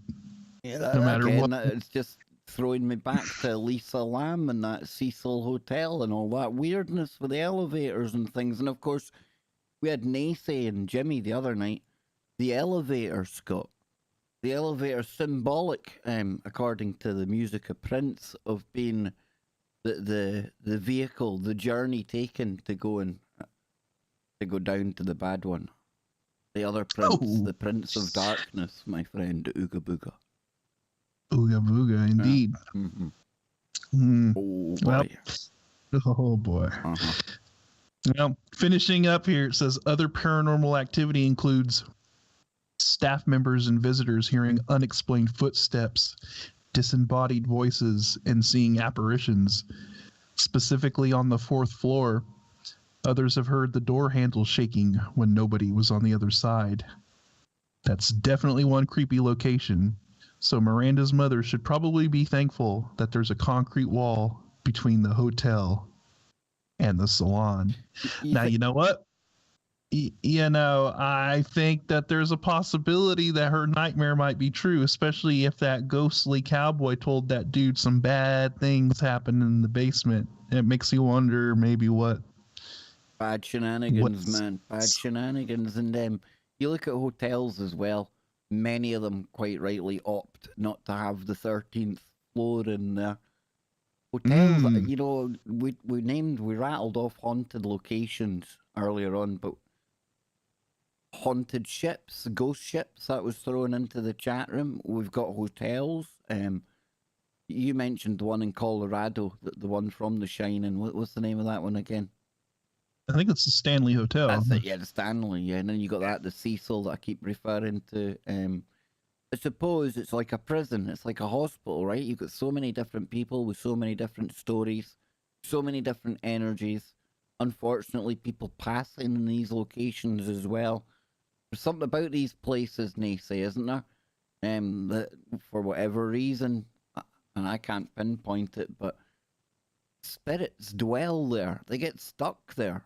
What makes that kind of location more prone to haunting than anywhere else, Well, to share another experience I had in St. Paul, Minnesota, we have the historical Fort Snelling, which is right at the joining of the Mississippi and the Minnesota River.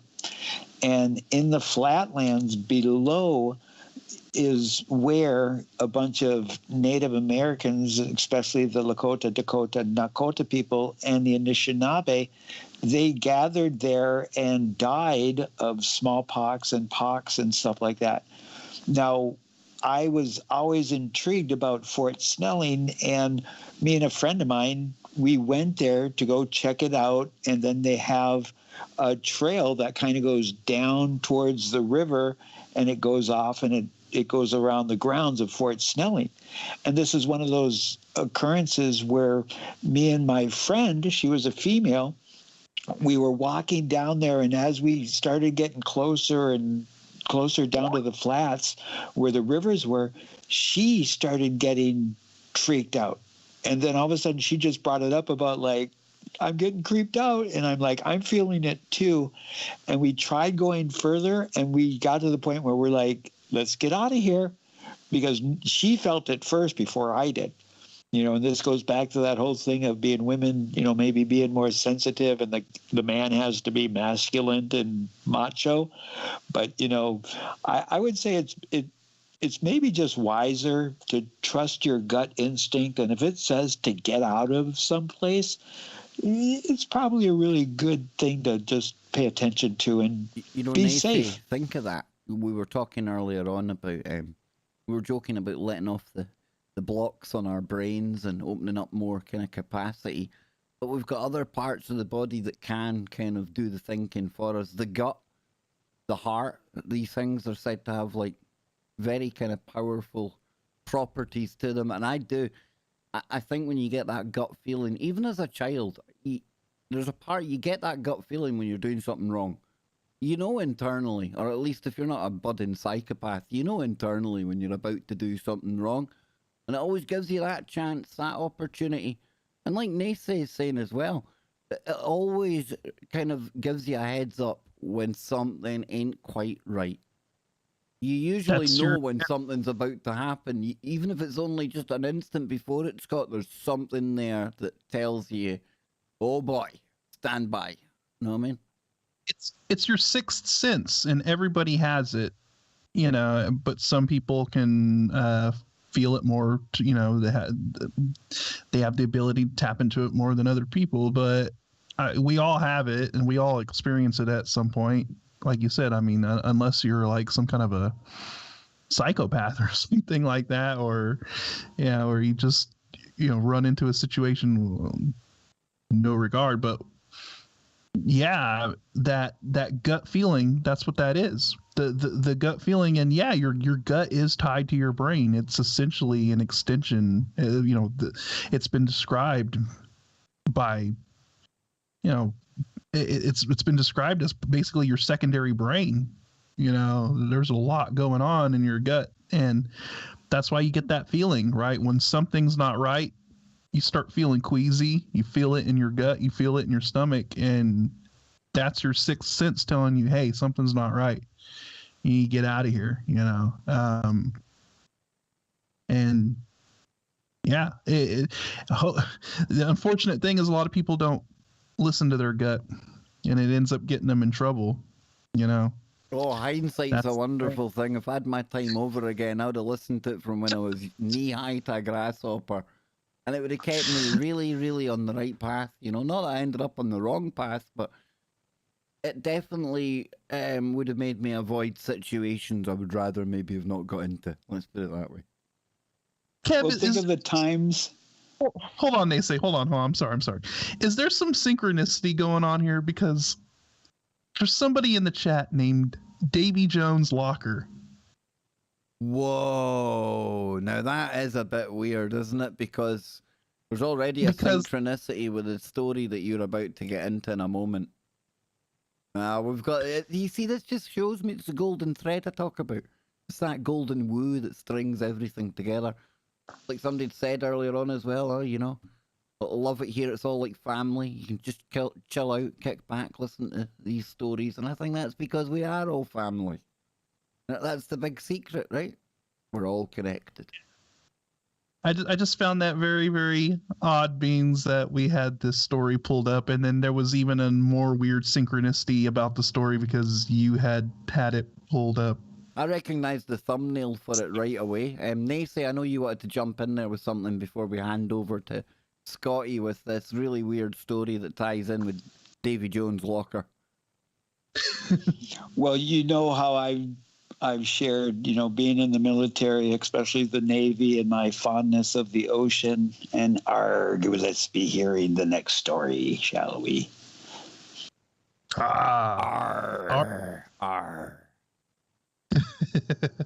Jules, I want to go shout out to Jules, good friend Jules. She'd called into a show recently, and she had told us how there was synchronicities flying around her and after shows we'd been doing on pirates in the past, and she really is into somebody that's into the pirate kind of scene. So the night she'd phoned in, I had a story dug up, that was along that kind of lines. And it turns out it's the same story that Scott's gone and found for today. And like Scotty said, we had the Davy Jones in the chat room. Hey, listen, maybe we're finding dots and connecting them and it's nothing. Or maybe it's just that synchronicity that we've all recognized now.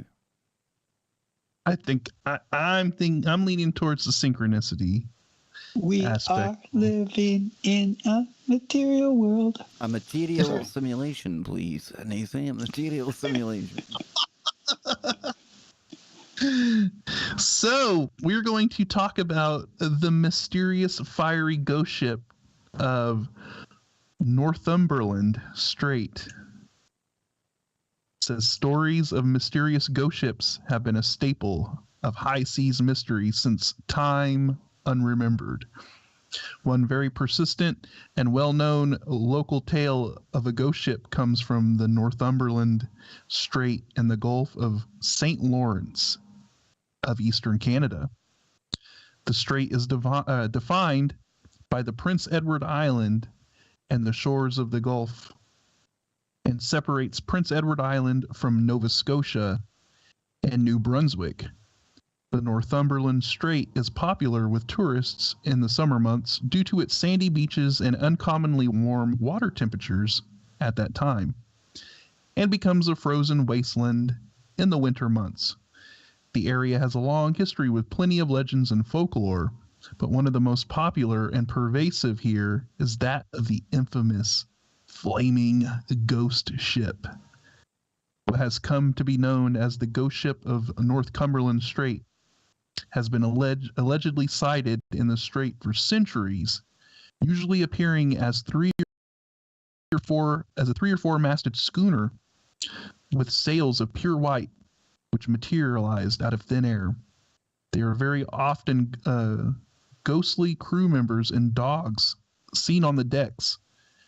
But the most startling aspect of the ghost ship is its tendency to suddenly and spectacularly burst into flame.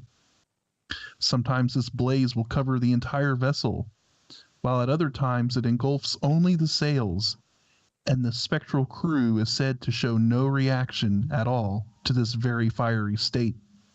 The ship is usually described as being incredibly clear and realistic looking, to the point that it can be mistaken for an actual ship on fire. Its ghostly identity only betrayed when it disappears into thin air. Local historian Kathy Gills has said of this, people will see the outline of a schooner or a 3-masted ship. It's on fire, and it's vivid, so vivid that people have described seeing men running along the decks. There are records of people going out in their boats to try and rescue the sailors. One rather well-known historical report of this happening comes from the year 1900 and was written in the book Folklore, Prince Edward Island by Sterling Ramsay, reading, "Late one evening approaching dusk, a ship was sighted in the harbor, which appeared to be in peril. Some distance out in the channel was what appeared to be a large 3-masted sailing vessel ablaze from bow to stern. A group of men boarded a small boat and rowed towards the flaming ship in hopes of rescuing as many of her crew as possible. While there was still some distance from the craft, it disappeared into the mist and appeared to vanish completely." And some of these tales of people approaching the burning ship, the would-be rescuers are never heard from again or come back stark raving insane. Indeed, the mysterious ship has gathered many legends about it, such as that it is a portent of a coming storms and catastrophe. Oh, so it's kind of like, could be a harbor, like a warning of catastrophe, much like the Mothman or something like that. Or that it will appear even when the strait is frozen solid, hovering above the ice below. The legends on where the ghost ship actually came from are also numerous. One story is that it is the spectral form of a ship called the Colbum, lost during a storm in 1838, or perhaps that of another vessel named the Isabella, which departed in 1868 for South America and disappeared without a trace. It has also been variously said to be a ship called the John Craig, which was wrecked off Shippagan Island. A pirate vessel sunk near Murgamish by a British warship during the Napoleonic War. A pleasure craft said to have been set ablaze after a drunken brawl. Or a merchant ship bound for Quebec that was supposedly struck by lightning to burn until it sank. There are other mundane possibilities that have been offered up as well. One is that it is nothing more than a type of mirage called a Fata Morgana, caused by a thermal inversion which refracts light to distort objects at a distance to make them appear closer, often inverted, shimmering. Yeah, but Scott, right? Wouldn't that require a ship to be on fire for it to be optically projected towards you? I think this is that's a lame kind of debunk, that one, isn't it? Yes, Fata Morgana is a phenomenon that everybody pretty much understands, and that I would think if you were a crew on a ship or anything, you've experienced that daily. You know, I mean, and you're right. How does Fata Morgana explain flames? A ship engulfed in flames, because even if it was an inversion, you would have an upside down ship on fire, right? There would be reports somewhere of said burning ship, I would hope, Scott, you know? So I'm not buying that. That's a really lame debunk, innit? I'm going for ghost ship. Yeah. It says another non-paranormal idea is that caused by a weather phenomenon called St. Elmo's fire, in which electrical distortions in the atmosphere cast a glowing halo upon the edges of some objects. Still, St. Elmo's fire happens on the ship you're on. You're not seeing St. Elmo's fire on someone else's ship. I wouldn't. From a couple hundred years ago or something, you know? Yeah, and it's a very, very subtle sort of effect, St. Elmo's fire. We'll get into it more when we get back. I'm not buying these. I like it. I'm glad you ain't buying it, Scott. It's a lame put down of the ghost ships, ladies and gents. Don't go anywhere. One segment to go on your Freaky Friday. You can handle the woo. There we go. There we go. Now, boys, I need to go and don't panic. This is when it happened last week. I'm going to make a cup of coffee. I'm genuinely going to make a cup of coffee. No running about, you know. I got to go grab something to drink and stuff as well. So. I will put some tunes on to save you having to sit there and feel compelled to talk to the audience. How does that sound, brother? Oh, certainly. There we go. I'll put some tunes on. Then we can have we can have a little breather, and then we'll be back. Is it anything to sing to? Freaky Friday. That one. Yes, that one is it. Oh, yeah. Wow, wow.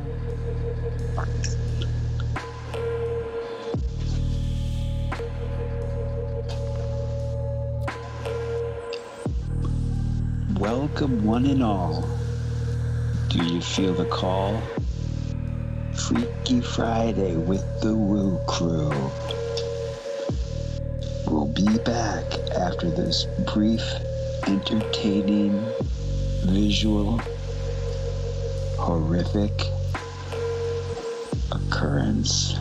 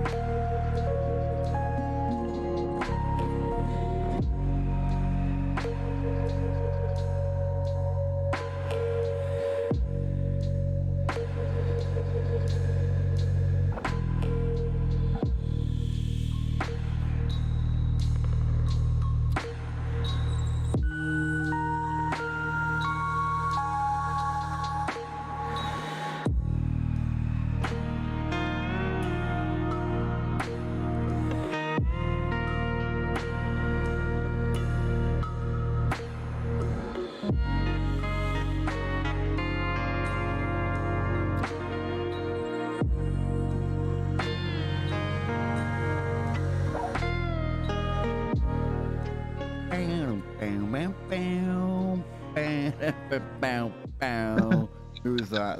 Wow, pedal again. What's going on? Bow, wow, wow. Scott was sitting there looking at the clock going, okay, then I'll give him one more minute and then I'm just going back to the network, you know. Love it, guys. Loving it. You enjoying this one, Nacy? Well, he's making the most of his 3 minutes. He's PPP. Smoke him if you've got him, ladies and gentlemen, is the phrase that comes to mind right now. Indeed, I was. Here I am. Yay.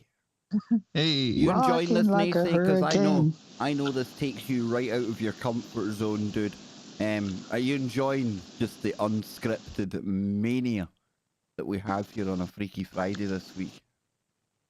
Hey, I can flow with the best of them, brothers.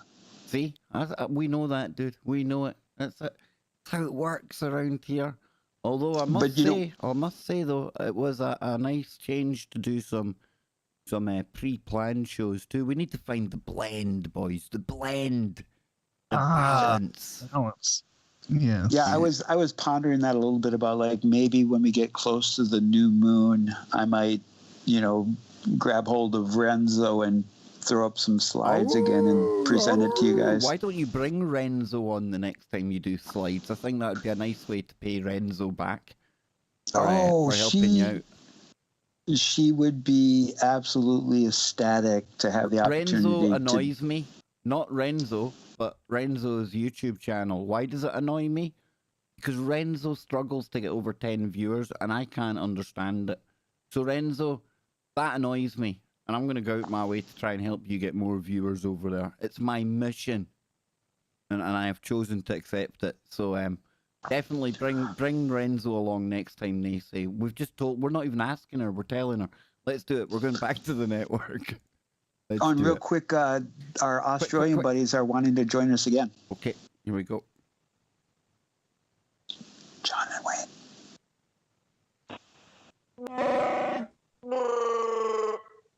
I think, timed that one absolutely perfectly. Welcome back, ladies and gentlemen. Final part of this week's Freaky Friday. And it's getting very, very freaky indeed. We're getting into ghost ships.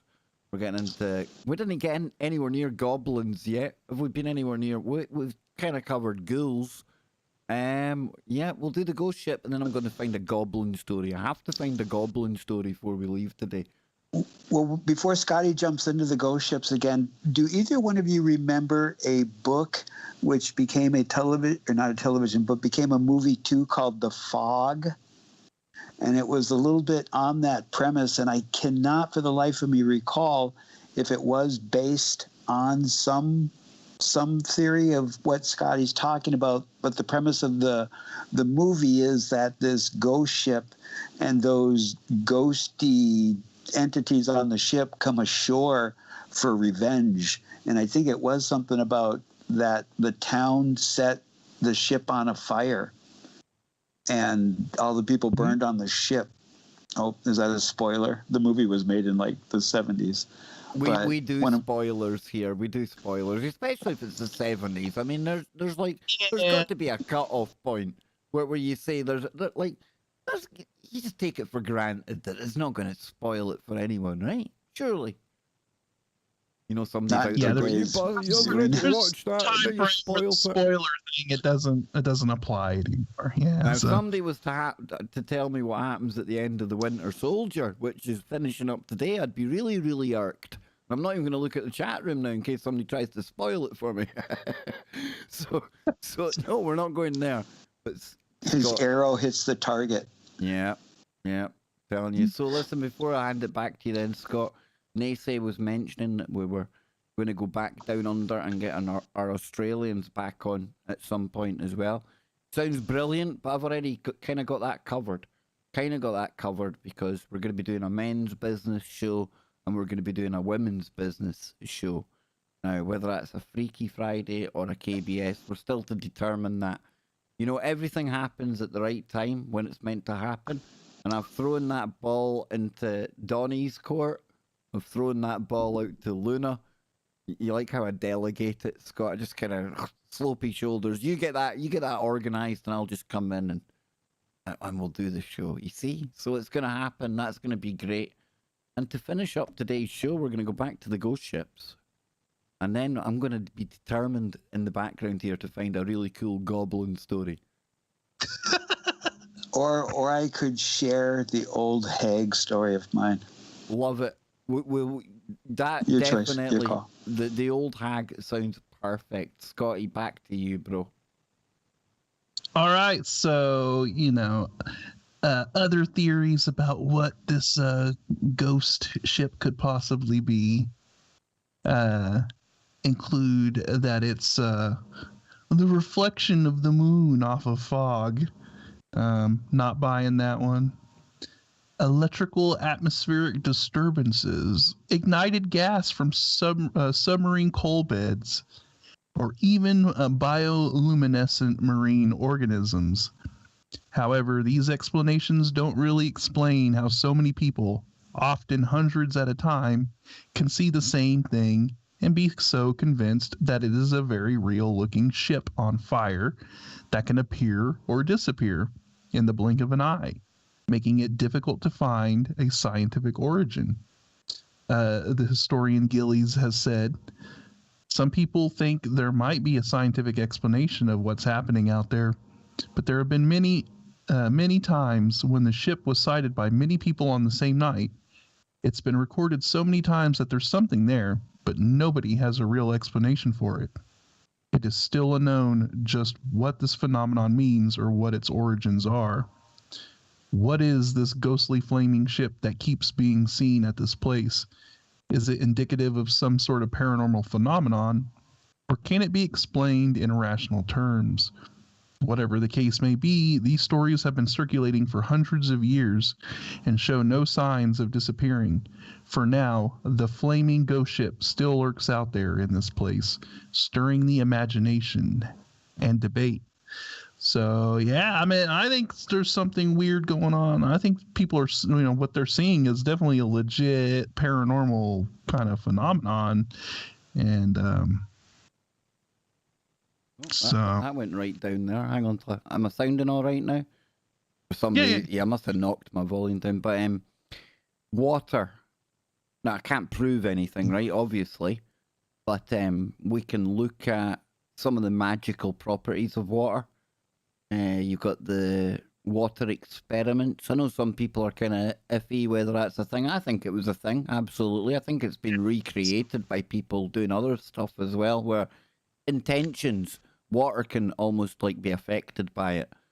Now, can the water remember things? That sounds really bizarre, right? But why? Why not? And that for me, that's why I think you get a lot of ghost stories about ships, phantom ships. I think there's stuff going on out there. It might even be something to do with, again, the oceans are a mystery. They're a mystery. What we know about the oceans probably is less than we know about the moon and Mars, right? So there could be effects going on out there that we've got no idea. So yeah, definitely. And Scott, we often talk about the mist. I was just about to say about that foggy mist, and the sea is a place where you get foggy mist.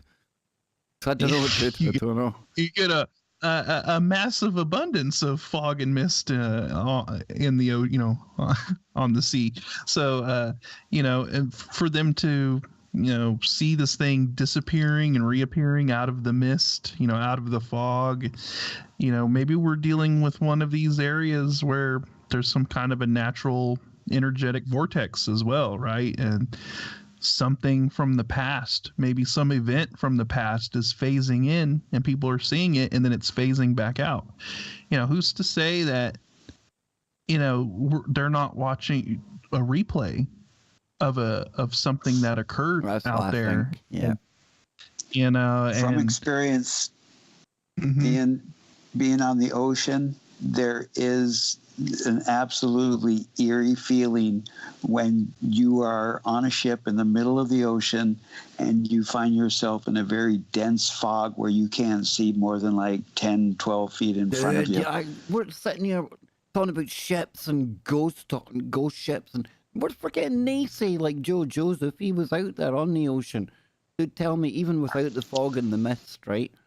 I mean, you see it at night when you've just got the moonlight and it's all reflecting off the surface of the water.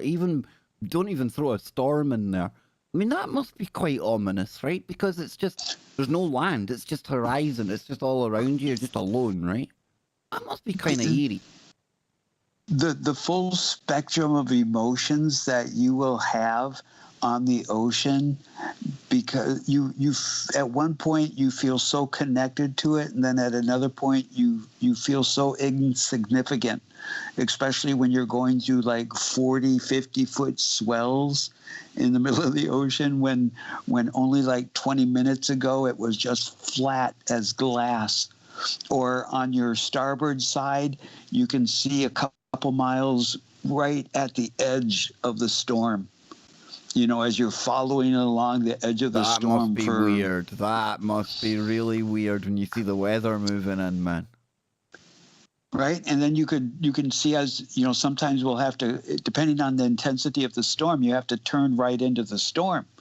You know, and so if you're fortunate to be up on deck, you can look forward and you can like literally see a wall of the storm coming at you. You know, and then you can see the water hitting the ocean and just coming at you like a wall, and it's just ominous. And then, you know, especially when you get the lightning and the thunder, yeah, it's spectacular. I see. Now I feel bad. I don't give you Navy boys half the credit you deserve. You know, I haven't put up with bad weather at times. I don't know, Scott. You know, tough out there on the oceans, man. I'm only winding you up, Nacy. It's that Army Navy banter, you know. Like I used to say to Joe, thank you for taking real soldiers into the fight, Joe. Taxi service. Well, we were able to snuggle up with each other and get our sea legs. No, don't be talking about any of the snuggling. We don't want any snuggling. No snuggling on a Freaky Friday. It's banned. It's all right because these Navy boys would call us pongos. Because they say we used to stink. Hey, listen, it's not my fault. You had to blend in with the environment, Scott. You had to smell like a week in the field, you know? You know, we didn't have all these warm showers that you shared with all your friends in the Navy, you know? In the Navy. Feel like a man. Feel another man more like. Nacy, my brother. Listen, how about then? The old hag. She might not be a G. Can we call her like the old gag? Because like we're doing G's, the ghostly hag. There you go. The ghoulish hag. Ghoulish hag. Yeah, there we go. Yeah. So I had two experiences of this occurrences, and the first one, I'm laying in bed, wake up in the middle of the night. My partner's on my side. Somebody, I wake up and I think it's my partner that's like straddling over me, and I'm going to say her name. The next thing to know, her face morphs into like a hag, and her hands come jutting out at my throat.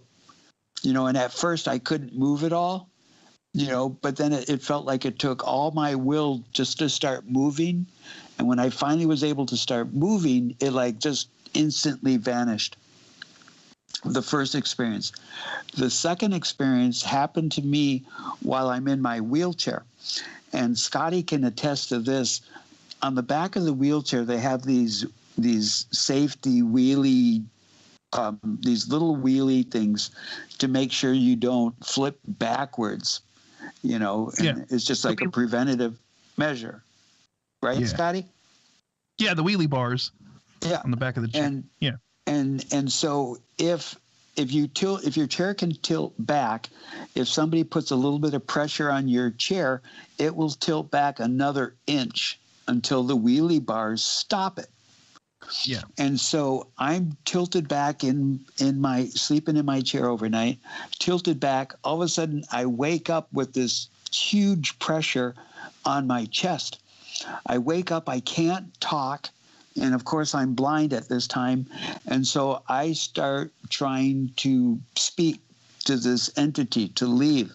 I finally was able to get out the word Majan Manatu, which means spirit, leave, you know, go, get out of here. So as soon as I was able to say this, the sensation disappeared instantly. And then the moment it disappeared, my chair rocked back into regular position 1 inch. And that is when I really got freaked out, because right away I'm like, okay, am I just imagining this? You know, is this just in my head? But the minute I felt that chair rock that inch, that was when you had to sit there and go, what is going on? So it was putting enough pressure on you to where it was pushing your chair back up against the wheelie bars. And then once it let go, you came back down. Whoa, that's sinister. That's bad juju. That's not good. And I can say that within a few days, I got a hold of a couple people and said, "Hey, I need to do some ceremony around my house and set up my wards again." Because sometimes you lock your doors for protection, and if we're in a physical, mental, emotional, and spiritual realm, then maybe we should take measures to cast wards or some safety fences or something on that spiritual realm, because what's the worst it could do? Prevent some negativity to come into your domicile? Now, here's an interesting question I have to ask you, Naysay, and I don't know if you've ever pondered this or thought about this, but I'm just going to throw it out there. Do you think that this entity was the same entity you experienced when you were young, trying to put its hands around your throat? Because it sounds like a very similar sort of attack. So do you think that this is an entity that may be following you around, or something like that, and occasionally makes itself known? Maybe it doesn't make itself known all the time, but in certain circumstances, maybe it shows up, That has been some of my speculation, as we were talking about earlier. If we leave residue, if we, just like when you touch the table or touch your counter, microscopically, we're leaving little particulates of our flesh on the counters and that. And if that is like a hologram, it has our vibration, our frequency in those particulates, then if somebody comes into your home, and they're going to get a little bit of that spiritual residue on you. So just like a bloodhound, just like somebody is like, "Oh, I love the taste of this, that, and the other," on that psychic vampirism, I guess, if you could call it for a label, with these entities, if they detect a certain type of energy, wouldn't they want to try to follow it? And with that being said, I've speculated sometimes, are these, like you said, returning entities, just trying to tap into me? Because one thing, and that I don't know if you guys ever heard about like witch marks or demon marks, where they say like if you have abundant of like moles or skin little blemishes and stuff, there's some people that claim that these little blemishes or skin tags could actually be a spiritual entity sucking on you. Interesting. Ooh, like a psychic parasite. Exactly. Well, listen, it would be wrong of me not to fulfill what we put on the tin today. And I do have goblins. Yes, I've got a little bit of goblin. Listen, everybody likes a little bit of goblin, okay? That's all I'm going to say. You need to play that soundbite. It's only apt. Do you have it set up or? Now, Scott Lopez, I think it just might so happen that I might actually be able to help you out there. Would it be this one by any chance? I never expected Trump charging into a goblin's nest to not get... Hang on. It's one. It's not the one you were looking for, but it's one. I never expected Trump charging into a goblin's nest to not get some goblin vomit and slop and blood on him. I don't want to see him kissing goblins. Spider ghosts are at least 25 years old. Absolutely epic soundbite. Now let me see though. It's not the one you were after. No, it was. It was the one I was after. Was it? I thought it was kissing goblins in bed with the goblins. The remix is just as good. I will have the other goblin special for us by the time we leave today. Nice. Sad that I've got like a folder with Alex Jones goblin sound bites. What does that say about a man when that's a folder on your PC, dude? Look, did it not come in handy? Yes. It was a tool that was ready to be utilized, and you were prepared. So, indeed, we've got our goblin stories and Goblin. Are we ready to get goblin, ladies and gentlemen?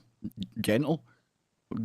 I'm goblin. It's putting me all wrong. That's what it is. So anyway, anytime we talk about goblins, I think of the horror movie that scared me the most my entire life. It was called the movie Don't Be Afraid of the Dark, where in the basement, in the chimney, there was a little door that would open up that went to nowhere. And these little, shout out to Jimmy Jeans, these little cone-headed creatures that had furry bodies that were like 6-7 inches tall, and they were harassing the woman, and in the end they captured her and dragged her into the little door. Oh, and look at that. Looks like the grate on a fire, doesn't it? Nacy, you obviously ain't seen this, but you're describing a cone-headed little entity, and I've got a cone-headed little entity, a really scary one with a big hand, and what looks like somebody they've captured on the floor.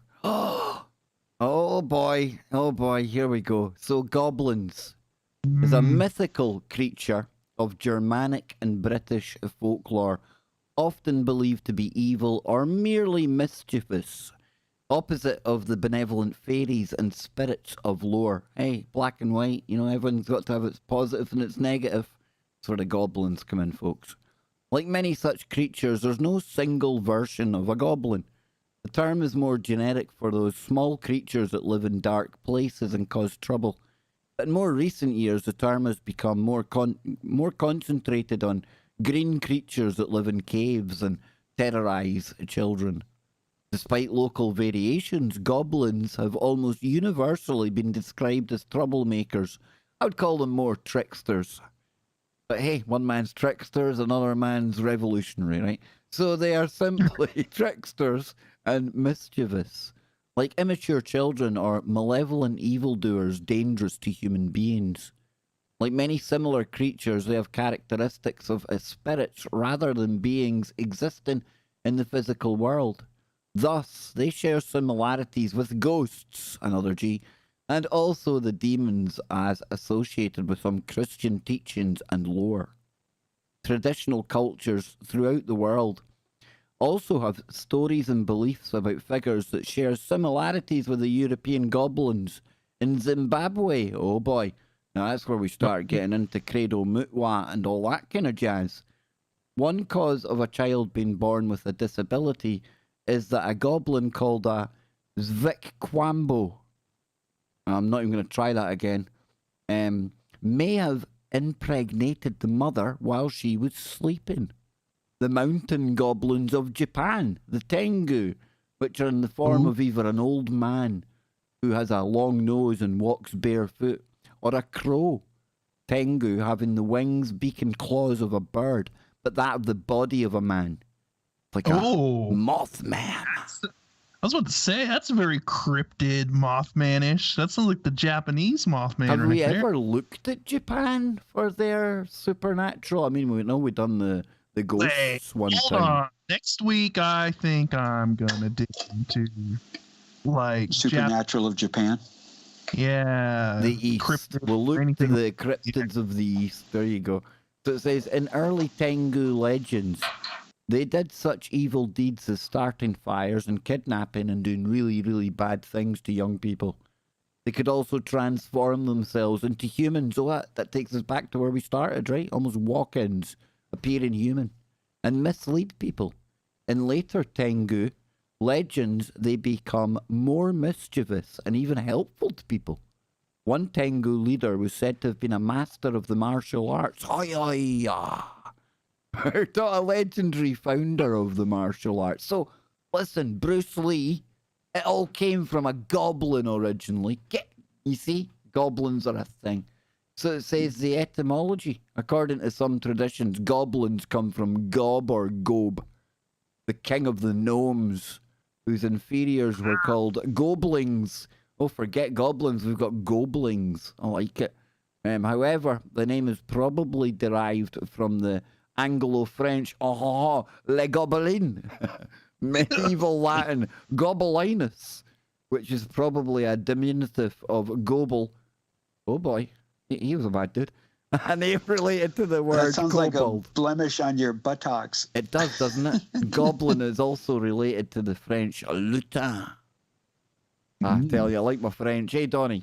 Ah, Donny, too soon. I know it's only been a couple of 100 years, but at least we're over it. Don't worry about it, folks. A group of goblins is referred to as a horde. Holy hack. We've actually got, like, listen, let me, hang on, break away from that. Boys, this is all getting too detailed, and we've got, like, hierarchies, we've got kings and gnomes, and this is all meant to be, like, just made up, you know, just for shits and giggles, if you pardon my French, you know? I mean, it's way too detailed. You know what I mean? Isn't like it? there's like too much to it. Like you said, there's hierarchies and there's like a whole breakdown of everything for this to just be, you know, we just made it up, you know. I ain't buying it. This is a new thing on me. I had no idea that the king of the gnomes, the lower, the insignificance were the goblins. Yep. See, there you go, dude. It says where we go? Oh, so a group of goblins is called a horde. Now, female goblins are referred to as hags. And what did we have a story about a minute ago? The hag. Oh my word. Or crones. Oh boy. So description: goblins are grotesque fairies that can range from dwarf height to human height. Whoa, hang on. Whoa. I was happy while goblins were just like my size, but now we're talking about real grown men human height. Oh, no, that's getting dangerous. If they ever decide to take us on, we're in trouble, boys. Various, sometimes conflicting abilities and attributes have been given to them. Some accounts claim that some became goblin along for the time and we're out of here. Goblin. Stay tuned. Paranormal Portal is on the way. We're out of here. Wherever you are, make it TFR. Can you touch that dial? Doodles. Right, hang on. Who came and took gobbled away the time? The time goblins came and took the time away. I thought we still had 10 minutes. I was about to break into the legends and the lore and get into the upper and lower echelons of goblin society.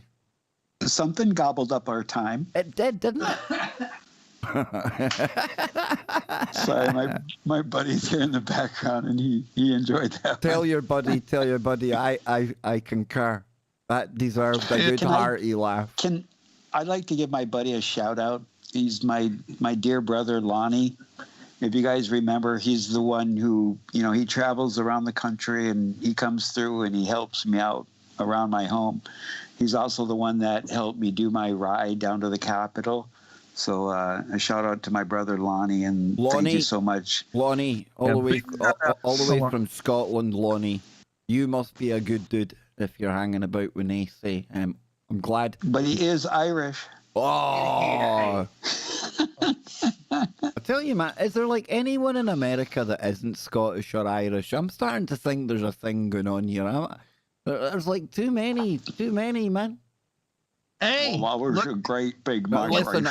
Listen, I appreciate when us Scots and Irish went over there. We probably done a lot of partying.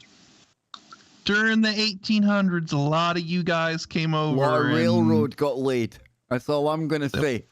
A lot of track went down. A lot of things got laid with the Scottish. Yep, they were laying pipe. They were laying tracks. I'm telling you, dude. That was a joke. Y'all definitely had no problem, let's just say, keeping the population level up in the new land. Let's just say that. There's not much to do in Scotland, really. You know? Not much to hear. You know, so Nacy, hang on a minute. Where you couldn't swing a cat and hit a sheep in Scotland. Hey, listen, leave my sheep alone. Oh, that's fighting talk where I come from, dude. I don't have my own Velcro gloves and a Velcro suit for nothing, you know. Listen, did I hear you saying that that was a private joke a moment ago? What did we miss? I kind of missed what you said, dude. A private joke. Yeah, see, now it's gone out your mind, so it couldn't have been that good anyway. So listen, on that note, I'm going to wrap it up so that people's got time to head on over and catch our good friend.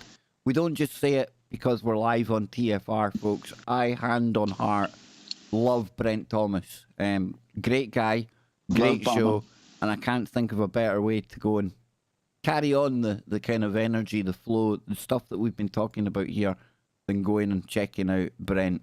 Wait till I get his channel so I can get you the link right now, folks. 2 seconds, and I'll have it for you. Oh, you've got it all to choose from, folks. You've got it all to choose from. Check this out. It's not good. You have got, where was it? Beyond Explanation. We've got Lon Strickler on with about humanoids. Now, we've got The Dark Journalist is on as well, about UFOs. Brent, I'll get Brent's channel up here. Paranormal Portal. And if you go in here, not quite live yet, but I'm sure he will be in a moment. I'll drop the link for the channel. There's a link for the channel. Scotty, any final thoughts, actually, my man?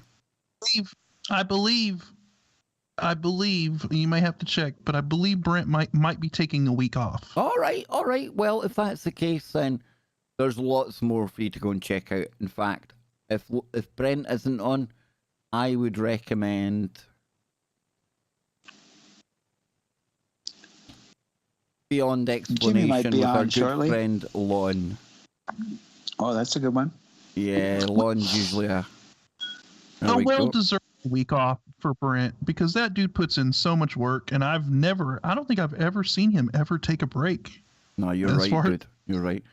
There we go. So there's a little clip from one of the creatures, what he called an ape man, looking like a big ape, bipedal. Sounds like Bigfoot to me. And then there's another case from France in '73. There you go, and that's somebody called Albert S. Rosales. Not heard of this chap, but get ready for him coming on the Kev Baker show. It's like some really good humanoid Bigfoot conversation going on right there, my friend. Absolutely. I and am you the guys, ape man.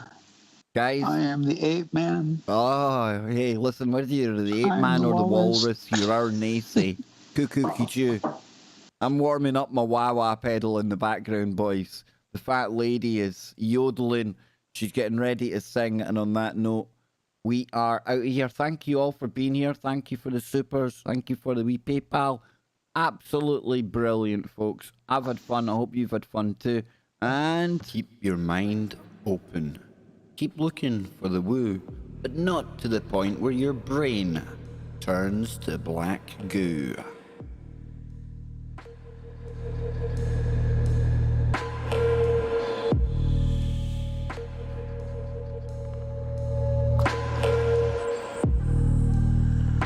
Freaky Friday. At the Woo Crew. Nice.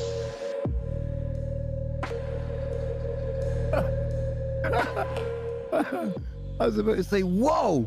Hang on. Somebody just donated $50. I was looking at the wrong stream.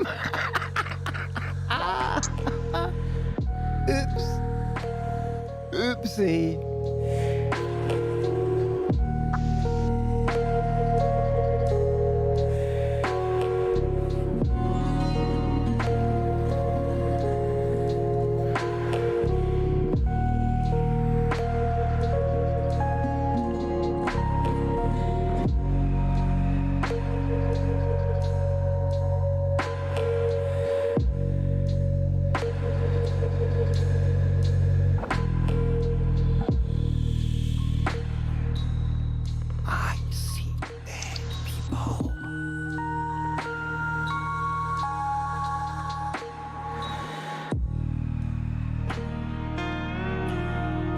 Ladies and gentlemen, Dave on the Wawa. Oh, wow, wow, wow, wow, wow, wow. Ba-da-da-da. Wow, wow, wow. Ding, ding, ding, ding, ding, ding, ding. Boo-da-boo-boo-boo.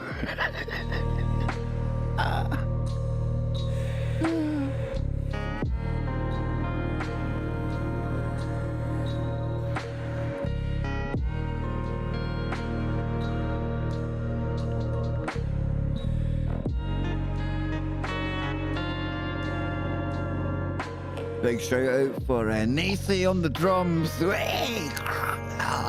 Scotty Lopez on bass guitar. Wah, wah, wah, wah, wah, wah. And Dave on his wah wah. Come play with us, Dan.